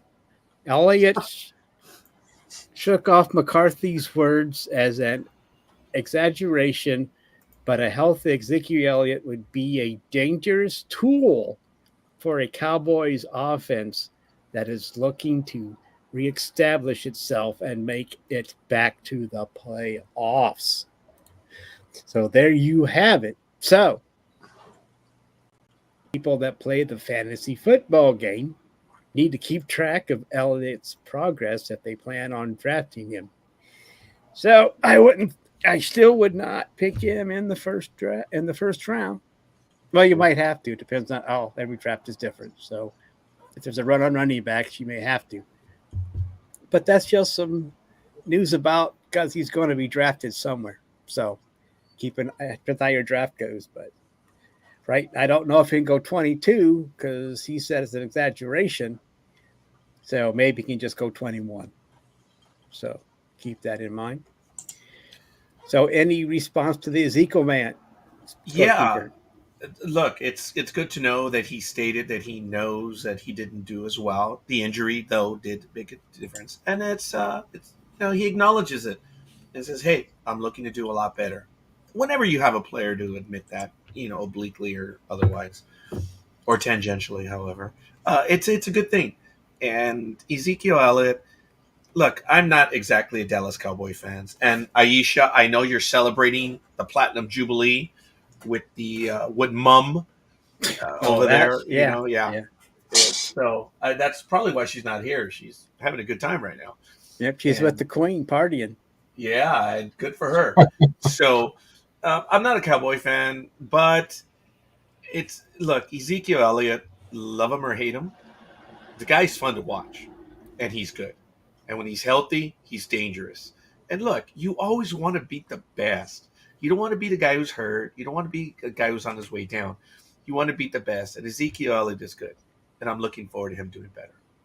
So, well, let's look at the Ezekiel story. I mean, he sat out a season, then got a big payday. Yeah. And now he's hurt. So I don't know if he played last season because he's getting a big payday and he didn't want to sit out. Because, I mean, he sat out a whole season. So he's he should have been, healthy for that season. But we'll see how he does this year in Dallas. But he is fun to watch, and I hope that he's healthy enough to play a whole season or playoffs if they get there, just to watch him run. And it's good that he, like you said, it's good that he admits that and he wants to come back from that and do better this year. And so hopefully that will motivate him in the off season and during the season. So Roger, during your NFL draft, be careful. Whoa, I haven't done that. Look, I played one season of fantasy football and I went to the Super Bowl and lost. I had my clock cleaned. I was like, yeah, that's okay. I'll never do better than that ever again. I went to the Super Bowl and so that was it. Okay. You have any Ezekiel words there, Speedy? No, I got it. And I wish him a well recovery when he comes back. even though none of us are Cowboy fans, but from one Cowboy player to another Cowboy player, I'm sure you've heard about this. It's only been on the news. Oh, yes. Wednesday. That former running back Marion Barber for the Cowboys has died at the age of 38. Police in Frisco, Texas found his body in an apartment following a wellness check from the team. Barber was a star running back for the Dallas Cowboys in the early 2000s. A cause of death has not been announced. You know, I remember him, guys, and I didn't think he was gone that long. And he's only 38. Jeez. And someone knew what was up. That's why they asked for the wellness check, and they found him dead. That's a shame. Yep. I seen him play too. No matter for the last 40 years, I've seen everybody play, but he did a good job, and it's too bad and too young. You know, in the article that I posted to my compatriots here in the program, I'm going to post in the chat room. It's on USA Today, folks. It's interesting how people try to, you're always, what do you say when someone passes away, especially so young? But, Greg Ellis, who was a teammate, says, I will forever love and miss him. He epitomized what it means to be humble. Strange words from a professional player. They remembered a player as quiet and respectful off the field as he was physical and punishing on it. A rare guy, Garrett continued in tribute by text. His physical style and relentless spirit were infectious. Showed up in how he practiced. Showed up in how he played in games. It was impossible not to notice number 24. He leapt off the tape. And of course, the Dallas Cowboys released a statement. We are heartbroken by the tragic death of Marion Barber III. Marion was an old-school, hard-nosed football player who ran with the will to win every down. He had a passion for the game and love for his coaches and teammates. Our hearts go out to Marion's family and friends during this difficult time. As you know, he was selected in the 4th round of the 2005 NFL Draft. He played the first 6 of his 7 NFL seasons with the organization, rushing for 4,358 yards and 47 touchdowns while donning the Cowboys star. Wow.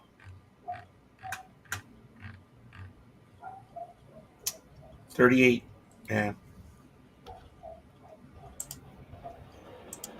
Yeah. Yeah, you're younger than me. Well, did you gentlemen also know that the Cardinals cornerback, did you guys catch that one as well? Oh, what's that? Which one is that? I'm going to, forgive me, folks, I'm also going to post that one in the chat room. Give me one moment, and I'm going to post it to my compatriots here as well. Jeff Gladney, Arizona Cardinals cornerback, former first-round pick, passed away at age 25. Who did? Jeff Gladney. He passed away Monday morning, and the team confirmed it. Dang, 25. The Minnesota Vikings selected Gladney 31st overall in the 2020 NFL Draft of TCU. They released him on August 3rd, 2021, after a Texas grand jury indicted him on felony domestic violence charges stemming from an April 2021 incident involving his then-girlfriend. Gladney did not play the 2021 season, but signed with the Cardinals less than 1 week after a jury found him not guilty.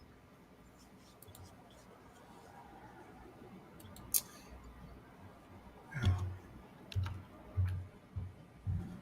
25 years old. First 38, then 25. It's just, yeah.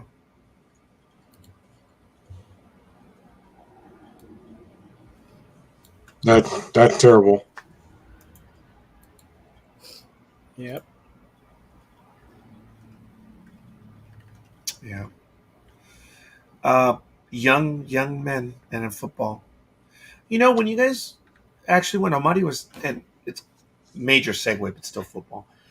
When you were talking about Ezekiel Elliott being hurt, I was thinking to myself, I wonder if anyone has done a study yet on the lengthened football season of 19 weeks, as opposed to, oh, I'm sorry. Oh no, I take it back. 17. No, it was 17 games, right?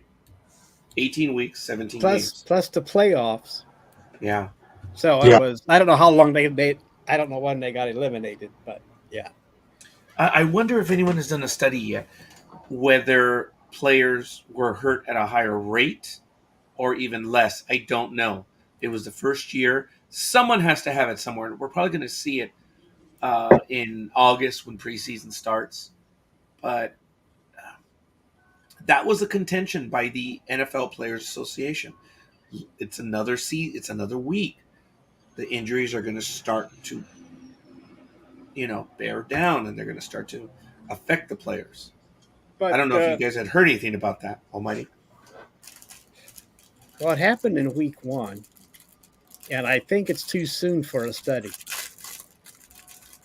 because it's only one season. So if they are doing a study, it probably won't come out for 3 or 4 years. There might be a preliminary. There's got to be a preliminary. You're back, Almighty. Yeah, there you go. I'm just saying there must be a preliminary, but at 1 year, I don't think there's enough information. I hope that someone is keeping track of it now, but I expect in a few years there's going to be a reveal of how this extra game affects players, and there might be a couple. One by the NFL, which says it's cool, and one by real doctor that says it's too hard on the players. So you've got the fake one by the NFL and the real one by professionals. Because you guys remember, the NFL does want to get to 18 games. Yeah, we spoke about this before. Yeah. Mm-hmm. They already made the lead. Provided the numbers are not bad, I am looking. Okay, not that you heard it here first, and this is dumb. We've already talked about it, so we're relitigating it. But I'm expecting. Okay, today's 2022. I'm expecting by 2026 we'll have 18 games. Well, just a blind call, prognostication call, whatever you want. You don't think it's going to take another CBA to do that when it's expired? Because this is a 10-year CBA, I believe. I don't. And you're right. Yes, it is a 10-year deal. Yep. If the owners come in with the money, I think we'll see the change. I'm just saying they need to make the roster bigger if they're going to play that many games, because I don't know. Because people are going to get tired. I don't know. Well, don't you think? Well, do you agree that the roster should be expanded if they're playing 18? Well, okay. I remember when the rosters used to be 53, and they cut them down, then they went up, and where are they now? Do you guys 55, remember? I believe. They're 55. Yeah. Oh, plus the practice squad. Right. So, but I'm just saying they got to either expand the roster or probably expand the practice thing. But they need to have decent people to back them up because, well, I guess there'll be more. Okay, in another way, I guess there'll be more signings of free agents. Right. So in an 18-game season, Baker Mayfield may find a job.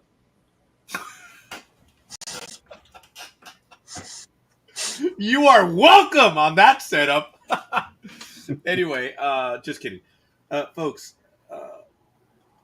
I didn't know that. I thought they had cut down to 49, but that was years ago. That was a long time ago. That was a long time, but then they went up to 51. They're at 55 now. Look, yes, Almighty, I'm with you on that. I think they do need. Look, in baseball, I am stuck on 25. That's what I grew up with. That's what I've seen most of my life. For me, 25 is a magic number. It's always been. And there shouldn't be any changes to it. But there are. It's done. Whatever. Football, it's not as sacrosanct, You still have the 11 guys on both sides. And if it's going to allow them to be healthier and we get good football, yeah, Almighty, I'm in on it. Just because we don't know any better. Speedy, if they're at 55 now and they're going to move to 18 games, okay, ignore the 17. Let's say they go to 18. How many do you think that they would need to have on a team? Because as Almighty said, you got the regular, and then you have either the taxi squad or the practice squad. I'm not sure what they call it. Practice. Same thing. Yeah, practice squad. Speedy, yeah, there is another terminology for it, but I can't remember off the top of my head right now what that is. But, and a huge shout out to EA Sports because the 25th anniversary of the Madden franchise video game is getting a rework. And I want that game so bad for my PS4, but I'm going to wait. I'm going to wait. Oh, and by the way, folks, Madden, I'm glad they didn't drop the name. Remember all that stupidity a few weeks or a few months ago? Where is that educator now, that instructor? Where is he now, moron?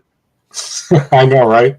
Well, tell me what was going on. Were they going to actually thinking about changing the name that helps them sell games? No, but when you think about it, when that instructor from Texas, of all places, Texas, said that the language used in those games is demeaning, and it had, remember, it was, I think, plantation style mentality. Yeah, I thought. Oh, that was another article, or somebody else touting that. Because I told you that these players get paid. For this game. Yes. So I thought that article was what 2-3 months ago, Raj, and yes, I missed that episode. I went back to see what you said, and I came back and said bullshit. And by the time I went to see, I did see it, but then when I went back to find it, it was gone. So anyway, so continue, Roger, with what you were saying. I'm just saying, never mind. Just go ahead. I'm sorry. No, I got you, brother. I've got your feeling on that. I agree. It was just my reference to that thing that was going on. I'm glad EA kept it. You guys, cancel culture. It could get high, but God. What kept what? What are you talking about? You're glad that they kept that it. EA kept the nameplate for 25 years. Madden Sports. Okay. Because it was that article that we were talking about that he said that the terminology by Madden was demeaning and racist to players. So, but what language are we talking about? Because he doesn't do any of the voiceovers, any of the casting, talking anymore. I don't know where that's coming from. What does he mean by that? It was about the language that Madden used when he was giving the voiceovers in the game. Years ago? It was the totality of Madden, yes.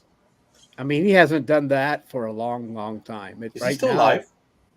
Huh? Is he still alive? God. No, didn't he pass away? Yeah, I think he did. Yeah. So he had a show about that. So, yeah, he did. But oops. I thought that was done with because these players get buku bucks. It is. It's done. And the reason why I brought it up is because Speedy had mentioned right now that the shout out. Go ahead, Speedy. Oh, I see. Never mind. Yeah. No, you're okay, man. Yeah, but that whole thing there was off the wall. And to that Texas guy, wherever you are, I hope you go in a hole and never come out. But that was stupid. Because all John Madden was doing in the booth at the video game studio was actually calling, because they have to call what they see on a big screen in front of them as they're doing the voiceover. You don't believe me? Just look, you don't even have to look up my favorite video game, Uncharted. You can look up any video game and watch them. You can even, for example, we all remember how the Robin Williams auditions went. Those went great. Those are also on YouTube. Or he's auditioning for the original Aladdin movie, and they're like, bravo, that's exactly what we're looking for. Because they were showing him on the screen in front of him what the character's going to look like, that it's a blue genie, and how much energy needs to be there, and he just... Well, tiny bit of trivia on that, Speedy. You know that Disney reworked the movie because of him. Yeah. That doesn't happen, folks. Usually it's the other way around. But on this one, they reworked it, and it was incredible. Just absolutely incredible. Well, that's why I posted that on Thanksgiving night at Anthony's house, because that's what we were watching. We were watching the Will Smith version. I was like, oh, okay. I told Anthony, I said, I give this movie a C minus. He goes, a C minus, that's close to an F. I go, I know. Wow. That was 7 months ago. Yep. I know. But I just prefer Robin Williams version because No. Sorry, that was 8 months ago. What you just said. No, it Where was are we 7 at months here, ago. Raj? The article. Yeah, I know. It was the article 7 months ago. Yeah. He found it on the Washington Examiner. Look, he is a professor. I readily acknowledge he's a doctor. I get it. Andrew McGregor, and it was a cheap shot of what I said earlier about him. Look, he is a professor of history. I get it, and I really acknowledge that. But dude, you were way off on it. And it was he wrote the article about the death of Madden at age 85, and that was in December of 2021. Dr. McGregor said he had lots of opinions of John Madden. The creation of the Madden video game was not a great development for the U.S. It further glamorized violence and dehumanized black athletes, helping to establish plantation cosplay that has grown worse in the area of fantasy football. Wow. That was beyond deep. I think he was the only one that saw that. Look, there are people that are smarter than this. How come it's only black players and not white players? Dude, they're in there too. Latin players, Samoan players. Yes, that's why it was like, dude, I'm acknowledging and Norway players because of the punter. But I'm just saying, why is it just black? I mean, all cultures play in the NFL. I mean, it's like, let's single them out, but it's not an all-black game. Get the Madden treatment. I mean, folks, come on. Speedy, you remember it. We used to watch Madden when he would describe the plays. I mean, the video animator was because of Madden. Because he would say, all right, you do the X, the O's. All right, these guys go this way. Boom, boom. Hit him right there. Boom. It was obvious his passion for the game and stuff. And the way he described everything. I remember, forgive me for being insensitive. And, folks, we have a guest joining us right now. Hold on. We're going to bring Chris on right now. First time ever on the sports program. Chris, how are you doing, Chris? I'm doing well. I didn't expect to pop in here. I was going to leave a little message. Did I leave you a message in private chat? Not yet. Okay, well, I probably left it in mine since you didn't teach me that part of this system. Okay, what you do is you choose your program and you enter your studio. You entered our studio. Oh, no, I know that. I entered something, I thought, in your studio telling you Ross Trowbridge is going to be our guest this morning on Ever New. Oh, if you left it on my personal page? In private chat, but I think I left it on mine instead of yours. Yeah, I'm not there yet, yes. Okay. But I want to thank you. Yes, folks, very quickly, as I announced about 10 minutes ago, the episode that's going to be following us is by Chris Smith and Hannah. I was trying to look for her last name. McRae. So here's the official promo. Chris, go ahead. Tell us what's going to happen at 10:30 Pacific time. Our special guest today is Ross Trowbridge. You guys know him, I think, as Golden Spot One there, as well as at Ever New. Ross lives in Trenton, Utah, about 5 miles from the Idaho border. He's a computer geek who married a country girl. One of his hobbies is 3D animation. He's helped on more than 30 Star Trek fan films, mostly with Randy Landers and Potemkin Pictures. Ross is part of a local Star Trek club, which has produced 2 fan films and a radio play. He also enjoys model railroading. Yes, Roger, that's why I wanted you to know. And flying drones. He has a DJI Mini too. Ross lives on a small hobby farm with 10 horses, wild horses, 6 burros adopted from the BLM, sheep, goats, chicken, ducks, turkeys, rabbits, dogs, cats, parakeets, snakes, lizards, and whatever else his wife Marla has brought home. I have pictures of most of them, which I will show you. Marla is a middle school science teacher and uses the animals in the biology portion of her curriculum. Ross also records video for the local ballet school where his daughter used to dance, and he's currently involved making a comic book for a superhero fundraiser event for a small theater in South Central Idaho, and I have images of those too. Ross is a finalist in the 2022 Trek Zone Fan Film Award, Best Hero Ship and VFX, to be awarded just 3 days from now on June 7th. So that's who he is. I've got some fabulous images that he sent me, and I would love to have any of you who are interested in that join us. So we have a professional invite to join the program. But folks, everyone here on Sports Talk with the Guys knows Ross. Ross has been Right. in our program, but he did get hurt. He had some surgery done, and he hasn't been with us ever since because he's recovering. But this is his return. He was going to be on 2 weeks ago, but there was some excuse. He just didn't want to share the stage with me. So anyway, all kidding aside, folks, we know him. We love him. Ross, I'm looking forward to. He's going to be on 10:30 on Ever New. And he's been on our evening programs many times, and he does visit with Ever New as well. So, Yeah. Chris, I do appreciate you. All right, I just wanted to let you know that in case this little private chat I sent you wasn't working. Yeah, I probably won't see it. Chris, I will probably be joining the program a little bit late, but I'm going to be a voyeur more than anything else because I have an appointment at 10:15 with a client. Okay. All right. But check it out, folks. Ever New. Oh, and folks, and you see the link at the bottom of the page. I'm announcing this to everyone, all of my co-hosts, hosts, and everything. ndbmedia.net is being reworked right now as we speak. The site is up. All episodes are available on that by year and by program. So you can link through to the episodes there. And you can find everything that we've done. We're working on Blog Talk Radio episodes as well. But there's 2,999 episodes. That's going to take a little bit of time. But everything that we've done on StreamYard is available there. Just bear with us. It is by year, it's by program, and everything that you may want. And Chris, since you're on right now, this is staff meeting stuff. I have to give you access to all of your prior video episodes so that you can do whatever you need to do with them. Yeah. Okay. And So I haven't. Who can't join us today, you can watch it later.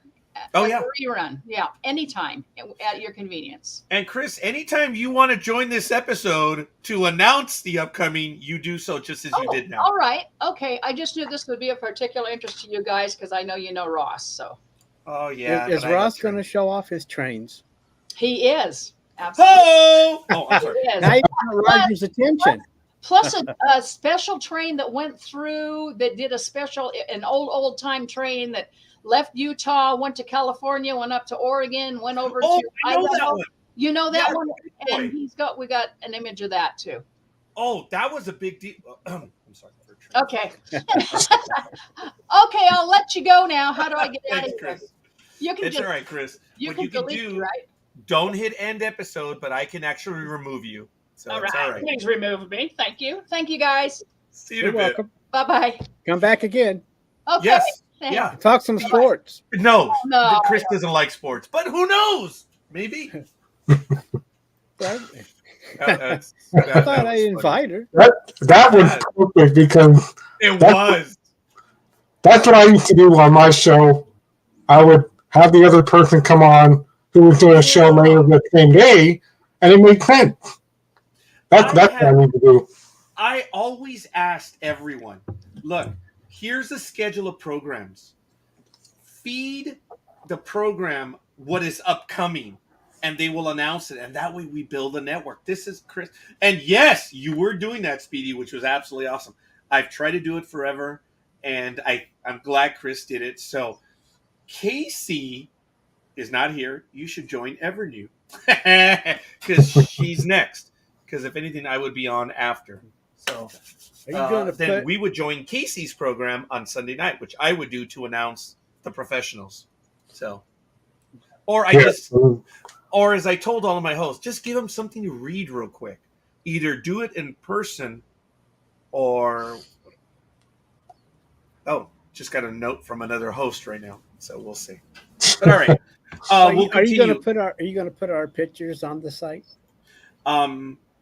If you allow me to. I hadn't gotten there yet. And we want to do bio. No, it's half serious and half joking. I want to do bios for everyone, but I hadn't gotten around to asking. But anyway, I'm in. I'll do yeoman's work. Seriously. I'll do it. I don't care. Oh, thank you. But of course, I may scare people off, but I'll do stop it. Stop it. As a matter of fact, I want to go back to Speedy because he was talking. So, but I'm going to show them, since we're still on it, it's a work in progress, but it's already here. Look, there's the NDB Media site, our home shows and audio. Look, here they are. We're doing the audio programs, so it's still a work in progress. You have the video programs, and here they are: Monday Night America, Sports Talk with the Guys, Ever New, Trekking Across the Universe, Jedi Tax Online, The Nightmare Hunter with Roger Noriega, State of the Nerd with All Tower Media. Those episodes were only a few, but we still did them, and we want them available for the public. Spoiler Cast, the sequel with All Tower Media. Those programs, I believe, are still on. You'd have to visit All Tower Media for all the new ones. This is only when they were on our network. So, Nightmare Ex Machina is also, and we have a few other programs. Future Show, that could be Almighty's right there, but Almighty's going to do 2 of them, rumor has it. So, but here are the links that we have to all of our channels where we put our programming. And if you want to get a hold of us, there it is. You can send us a note. But we are working on this. We ask you to bear with us. And that's the announcements. We're still working on the site, but it is up. So if you... I like the complaint box. Well, yeah. Look, here's Sports Talk with the Guys, and here's a link to all the episodes. There they are. See that? They're all there. Is there a description? How much room do you have for a description for these shows? We do. We just haven't gotten to it yet. Okay. I mean, I know that's a. I mean, how many people are working on this? 1. Are you kidding me? Michael Day. All those episodes, and you only have wow. Well, Michael is doing it. He is doing yeoman's work. It's way out of control. And we're also going to be putting guest links. Here's a watch episode, description of episode, the guests, the hosts, etc. Picture of program and the date. And that's where we are right now, folks. Holy cow. It's a work in progress, but it is awesome. And he's really doing a phenomenal job. See, Trekking Across the Universe only has there it is, 1 official episode. Actually, there's more than that. There's 3 or 4, but we are putting them on. Oh, look, there it is. There's the tabs. 2022, 2021. There it is. Look at that. So we do have various episodes. There are descriptions and stuff, and we're going to be getting back to it. So we are working on it. We ask you to bear with us. Let me see. Go back to the video, Sports Talk with the Guys. Look at that. 2022, 2021, 2020. Yeah, man. Wow. We're working on... I'm sorry. Michael is working on it. I actually said we're working on it. But that's hey, why the link is... It looks good so far, so tell him that it looks good so far. Thank you. Yeah, talk to Michael Day. It looks good, but I mean by so far is that he's going to continue and it will still look good. Yes. Not that it needs improvement, but I just, What we're going to do as well is we have the ability with StreamYard is to program a video box where every episode will be on the NDB Media page as well. So whatever is live, you can always go to ndbmedia.net. So he's doing a phenomenal job. Yeoman's work, as I said, absolutely awesome. So we're good. Speedy, we were talking about that part of the football. Do you recall? I'm losing my train of thought now, and I know you squad? Yeah, we were talking about the number of players on the team. Yes, 15. Yeah. Okay, the practice squad has 15. How many on the active roster would you 55. think? Yeah, 55. 55. Now, Well, should remember, 55 increase the practice squad or go up to more? Go ahead, Speedy. Sorry. But remember, before Chris joined us, I had said that they were also talking about adding an extra game for whatever reason after the Super Bowl, and before everybody was like, how would that work? Well, I told you more news would be coming, and here's where it gets interesting with the NFL itself. They are thinking, I don't know if Scorekeeper's going to like this. He might hate it. I'm already offended by this. They're thinking of scrapping and getting away and done with the Pro Bowl. What? Nobody's going to go to Hawaii anymore? They weren't going anyway. Yeah, they haven't been going in a while. Well, that's probably the Pro Bowl. Well, yeah, okay. All right, continue with this. They're going to get rid of the Pro Bowl? That's what they're thinking of doing. That way, that can be their extra game to some stadium here in the United States. Okay, well, they have it right now before the Super Bowl. And the ghost of Big Dog always slams me on this when all I'm saying is that when they got together to think about reworking NFL Week, someone came up with the idea of, hey, let's celebrate the Super Bowl by starting off with the Pro Bowl and then the Super Bowl. An idea that works in theory, but in reality is one of the biggest bombs of all time. And then, of course, the Big Dog slams me and says, no, you're wrong. On what? I know he's not here to defend himself, but I'm like, I said, in theory, it works, but in the reality, it bombed. So where am I wrong? That it's actually good for the sport? I don't think anyone agrees. No one watches the Pro Bowl before the Super Bowl. Everyone takes a week off. Do you guys watch the Pro Bowl? Just curious. No, right? Sometimes. Oh, you do? Yeah. Okay, well. I think the last time I watched the Pro Bowl is when the cops came to get me. Good job. When I hear them showing up at your house right now, I told them not to let the meth smoke get out, but I don't know. Anyway, what was I going to say? Oh, last time I watched it when they had the players be the coaches. Oh, yeah, because that was another. I mean, they've been trying every gimmick in the book to get people to watch this game, and the players are mad because they don't get to go to Hawaii. And you don't have the Super Bowl players because, well, they're in the Super Bowl. This used to be when you watched the thing at the end of the game, it was like the last hurrah for the season. Yeah. And you could watch all the players play. Not just, because the Super Bowl ones did too. And I'm sure people would like to see whoever's in the Super Bowl play. I know that it's not. I know that's not as hard hitting and all that crap because they don't want no one to get hurt in the Pro Bowl. I don't think they can go into the three. It's the 3/4 stance or something. Something like that. And plus, the cornerbacks can't. There's a lot of things with it. But but there are players, Pro Bowlers going in and out. I mean, you got 3 quarterbacks, and then they all take turns. Same. So they all switch in and out. So, anyway, I don't like it in the middle because I like that breather. And then you have the souped up bowl. And then whenever you have the Pro Bowl, you send them to Hawaii. Yeah. Like you used to. And then everybody will feel normal again. I think the change to before the Super Bowl was the cause of COVID. People got sick because it wasn't at the end of the season anymore. So, it's one of the causes because, things change. Then if nature doesn't like it, it will fight back. So anyway, all joking aside, nature abhors a vacuum valve. Anyway, like I said, I'd rather have it at the end like it used to be. Yeah. I don't know. And people would probably watch it if everybody was there and if they would let a little more action happen, get some hits in, but I don't see that happening.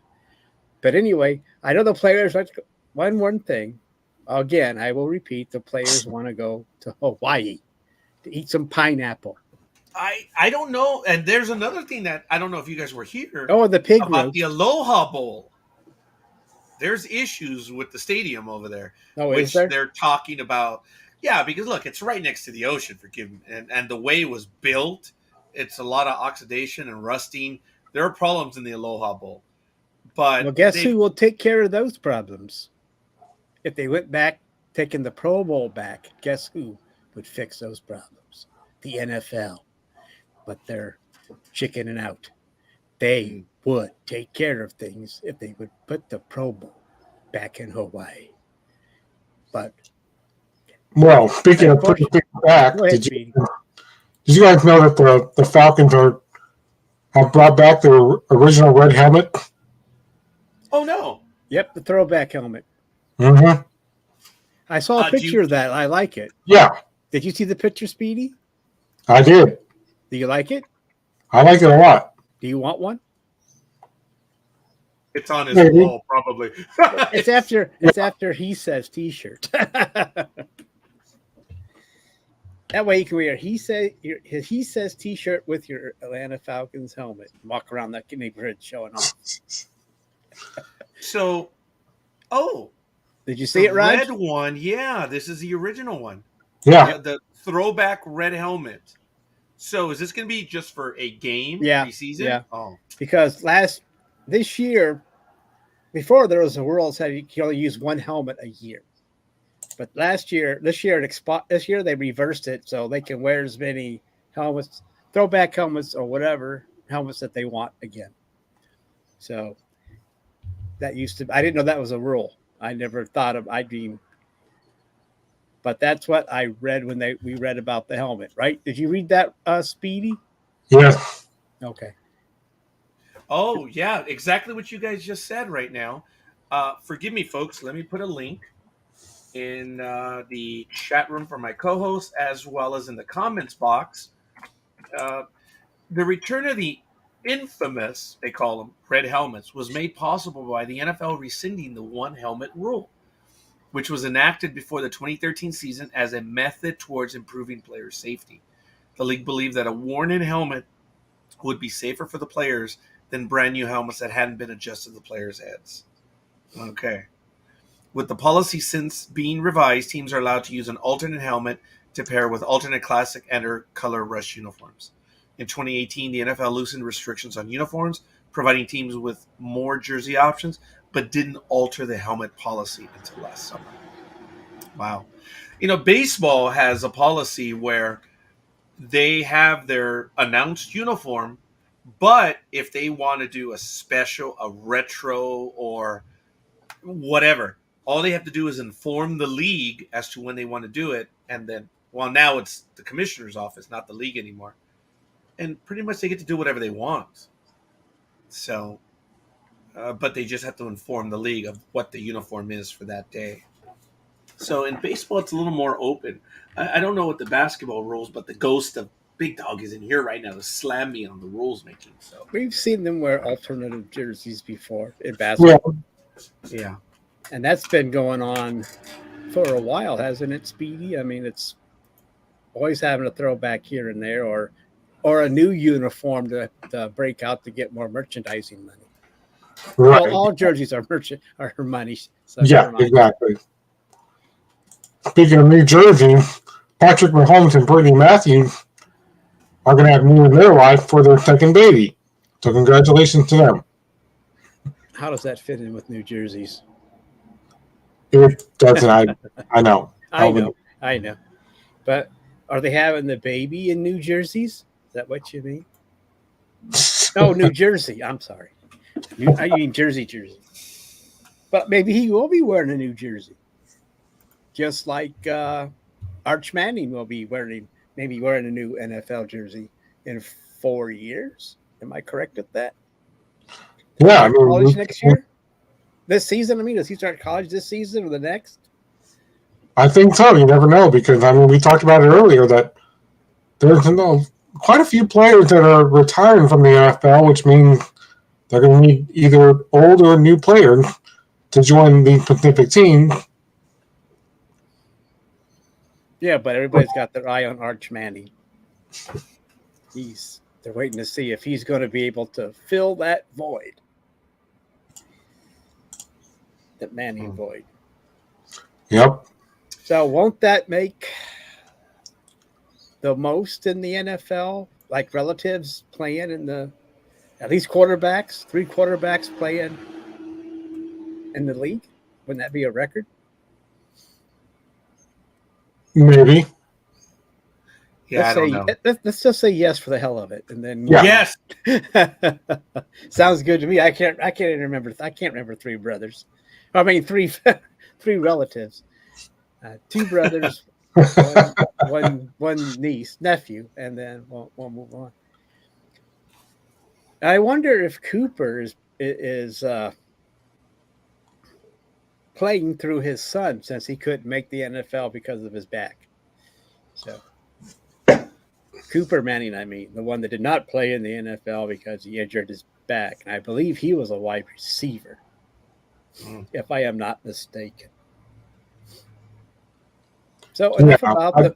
Okay, go ahead, Speedy. I'm just going on. I don't know how Scorekeeper would feel about that if he had two relatives on the same team. Because the coaches would be like, Noriega, get over here. But which one are you referring to? Because there's three of them. Tiny funny story. In the 5th grade, in Miss Gruntpo's class, there was Danny Noriega, Danny Delgado, Danny Santa Maria, and I think there was still yet another one. But one was called Danny, the other one was Daniel, and then I was called Dan because, as she said, I was the more mature one. So in the 5th grade, she's called me Dan. That's how she got around it. But yeah, I had that happen, but it was Daniel. So in the 5th grade, it was miserable. There were 4 Dannies in the same class, all Latin, go figure. And yeah, even the Delgado one. We're all Latin. And I just said, forget it. I'm going from my middle name to my given name, and that was Roger. So in the 6th grade, I went from Danny to Roger.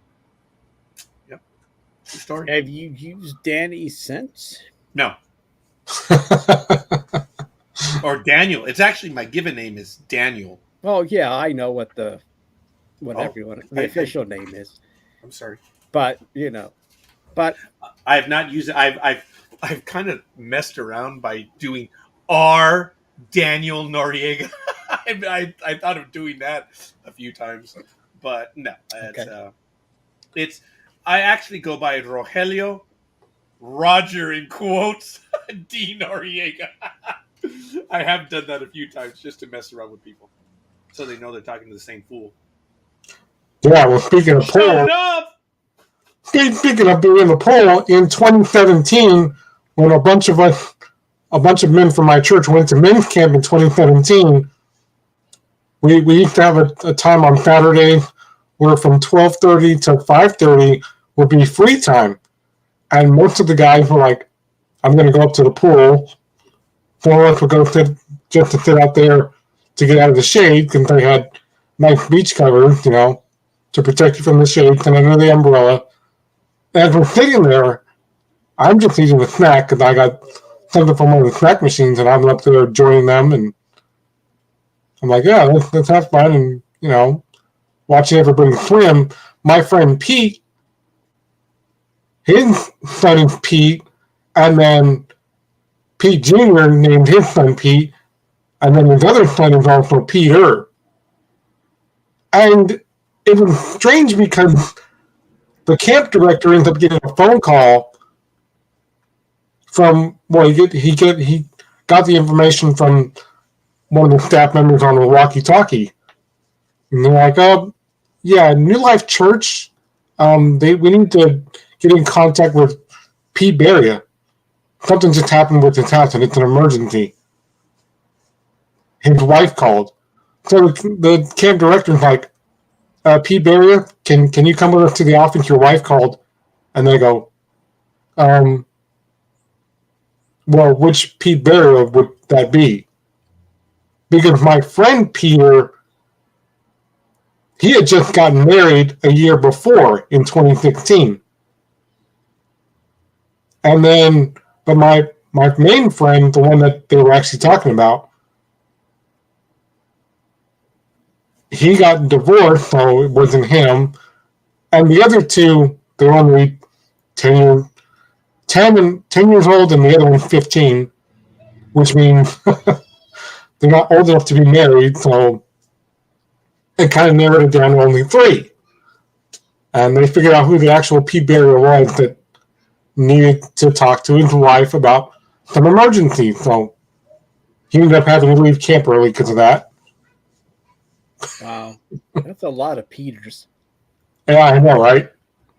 And it's funny because they all have the same last name, too. Wow. So this was at a camp? Yeah, this was at camp. Could you imagine getting by the staff that, well, your wife called and we need to talk to you because, you know, let's say that it's Almighty, Almighty Junior, Almighty Senior, and another Almighty. But which one are you referring to? There's only one Trinity, Almighty. by the way. That is the Blessed Trinity. Did you hear me? There's No, only one Almighty. And anyway, it's a lot of Peters. And they had to narrow it down because, well, the two Peters, the first two Peters, like I said, they weren't old enough at the time to get married. The other one, he had just gotten divorced. The other one had just been married for only a year because he originally thought it was him, but then they get to the elder Peter, like your wife is the one that called. Okay. So they figured it out. And that's cool. I mean, that I wonder if the female campers liked all those Peters. I don't know. A lot of Peters. They can take care of them all. Come one, come all. Oh, I need some more. Speaking of come one, come all, you have to. Oh, jeez. Oh, my goodness. See it through, Speedy. See it through. I'm going to. I got to get us out of here because, you know. Yeah, we are about 19 minutes, folks. Yeah. So let me get through this real quick. You know that for the last few weeks, I've been following a main story of former wrestler Tammy Finch, a.k.a. Sunny. She did go to court. We talked about this last week, and, well, here are the results of that. She went to court and she pled not guilty to several charges against her following the death of 75-year-old Julian Lassiter. We now know his name. They released that information because he died in March of recently. So back in March he died, but they didn't want to release his name so that way they could notify the family first. Because remember, this is while she was drunk driving. Because the car she was driving actually belongs to her new boyfriend, James Panett. After she was arrested and found last month because her, what are they called? Her parole officer, that's the word, her parole officer found out where she was at and got her arrested. So they were like, oh, we know where she's at. She was then charged with 1 count of DUI, causing death, 1 count of causing death while operating a vehicle with a suspended and revoked license, 4 counts of DUI that caused injury to a person, and 3 counts of DUI, again, for damage to property. She goes to court and she goes, I'm not guilty. And the judge is like, you're not guilty? So yes, I'm pleading not guilty because she elected to not be represented by counsel, which basically means no attorney. And this was all on Tuesday. And once she told that to the judge, the more questions she was asked, she decided to not speak anymore. And the judge was like, well, if you're not going to talk anymore, court is adjourned, but when we come back, you could face up to possibly 30 years for manslaughter and a 4-year sentence and a fine up to $10,000. And sometimes people, you know, we've seen this on many court cases. Recently, the Johnny Depp one that everybody's been following. I'm not. Everybody else is. Yeah, I'm not either. Well, look, I saw a few funny things on YouTube, but other than that, then I know that he won. And now I heard that he may continue to come back as Captain Jack Sparrow. So yeah. That is probably the best news out of this mess is if he gets to come back. Johnny, if Disney came back and offered you $300 million and all the alpacas in the world, would you read? No. I guess they came back with $301 million. But he's going to need the money after all these court cases he's been fighting, you'd think, and but have Really? You trained him. think so? But anyway, Speedy, I don't go think so. ahead. Go ahead. I was going to tell Speedy to continue. She's going to go bankrupt. He's not. Yeah, she owes a boat, you know what I mean. Yeah. An assload of money. But check this out. No. A shitload of money. Yep. Yeah, that's what it's called. So I guess he'll buy a lot of beds. Oh, mother of God. Or sheets, anyway. Anyway, go ahead, Speedy. We're done. All right. No. But this is where it gets even more interesting. In fact, her boyfriend comes out after the court hearing because, like I said, she didn't want to answer any more questions, and she basically laid her right to be silent because you have that right to remain silent. And the judge was like, okay, court adjourned. They go out, and her boyfriend, James, goes up to the media and goes, she feels absolutely, absolutely terrible. I can't emphasize it more. She feels bad in general because someone's life got ruined. He's also being sued by the family of the guy that got killed, and he has apologized to them. Sonny, of course, is not. But, man.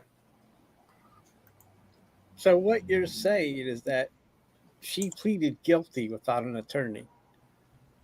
Apparently. Pleaded innocent, I thought. And so she didn't think that an attorney would help her get a plea deal. Maybe, maybe not. Wait a minute. Wait, Speedy, I thought you said she pled not guilty. Oh, did she plead not guilty?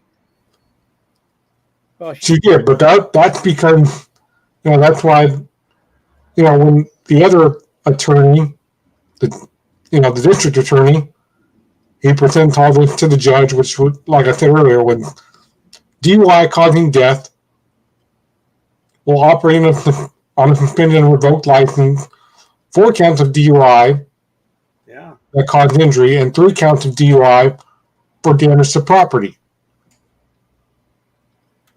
So if she's convicted, the DA is pushing the judge to go for 30 years in prison. Jeez. Yeah. Because it's also created an extra $10,000 for manslaughter with a 4-year minimum sentence. So this is a lot. I guess I'm confused about. I'm not confused, but I'm just saying if she had an attorney, some of those charges could be eliminated or pleaded out. Because if I don't know why. That's what I'm getting. Is that your main point? Is she has no attorney, and that she pleaded not guilty? Apparently not. I don't. I mean, of course, if she had an attorney, he would try to get some of these things. She probably would plead not guilty. An attorney would try to get the best deal for her because she's not going to get off. She's not going to get probation or whatever. But right now, as it stands, if she's just going to be by herself, and unless she gets DUI for dummies, she's not going to win. I don't know. Right now I'm hoping that between now and the actual court appearance, she gets an attorney to help her get through this because she can't go through this by herself unless she's a secret attorney. I don't know. I don't know. Unless she's like Ted Bundy. I don't understand. I don't get it.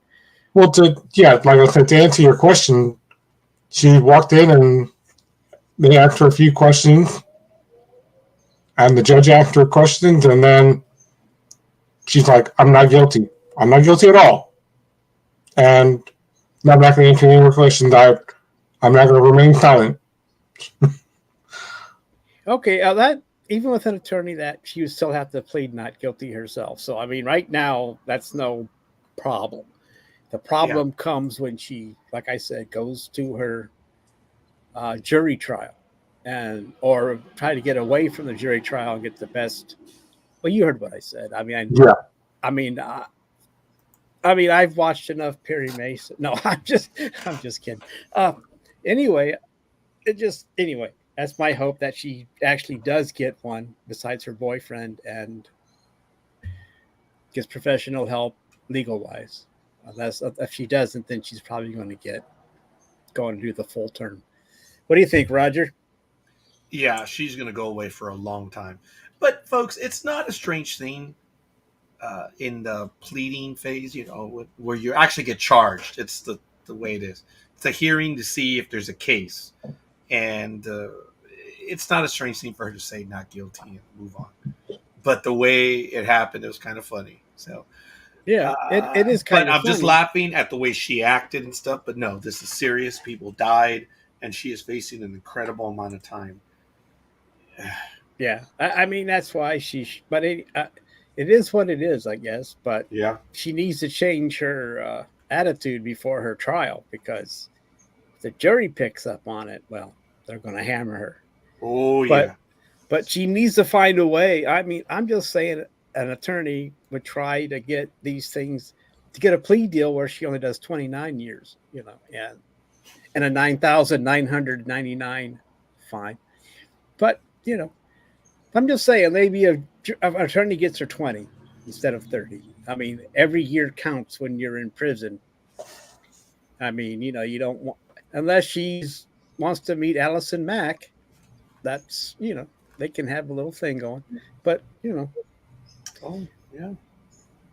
But anyway, enough. You go ahead, Speedy. That's my legal advice, which should not be taken seriously. Yeah, and folks, this is Sports Talk with the Guys, home of the Monday Morning Quarterbacks on Saturday. There is no attorney-client relationship. You're not our clients. We're not your attorneys. There's no legal advice provided.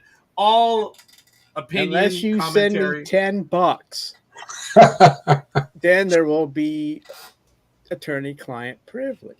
Oh, so then. So I will later on post my PayPal address, and then just send the $10 there, and we'll go from there. And we serve every and any state, right, Almighty? Yep.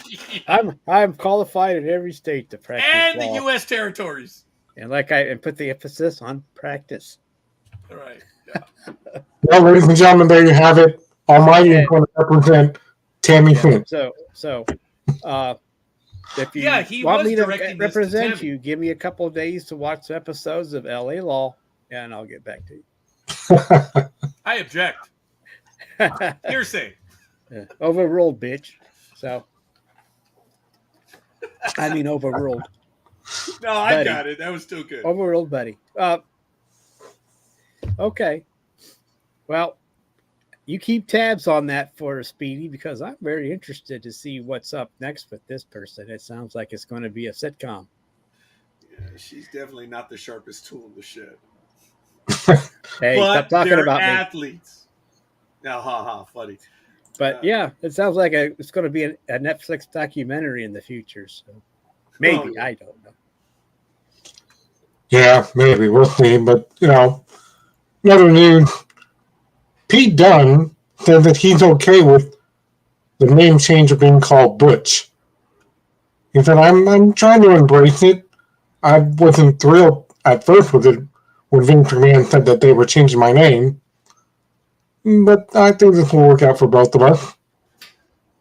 Meaning his relationship. Excuse me, Speedy. Who are we talking to? Talking about? Who's Rob Dung? There it is. No, yeah, personal foul. Pete Dunne. Pete Dunne. Okay. Yeah, that's what his original name was in NXT. In the what? On the NXT show on Tuesday night. Oh, okay. So we didn't know who. I didn't hear the X whatever T part. So go ahead. Yeah. But that's what happens when you get moved up to Raw or SmackDown. You might get your name changed, and well, yeah, that's what that is. So he's going up to Raw, and they're going to change his name. So he was called Pete Dunne. Is that what he was called beforehand? And now it's Butch. Yeah, he was originally Pete Dunne. So now it's Butch. Yeah. Okay, and all right. Is he good? Well, they moved him up to SmackDown back in February. Okay.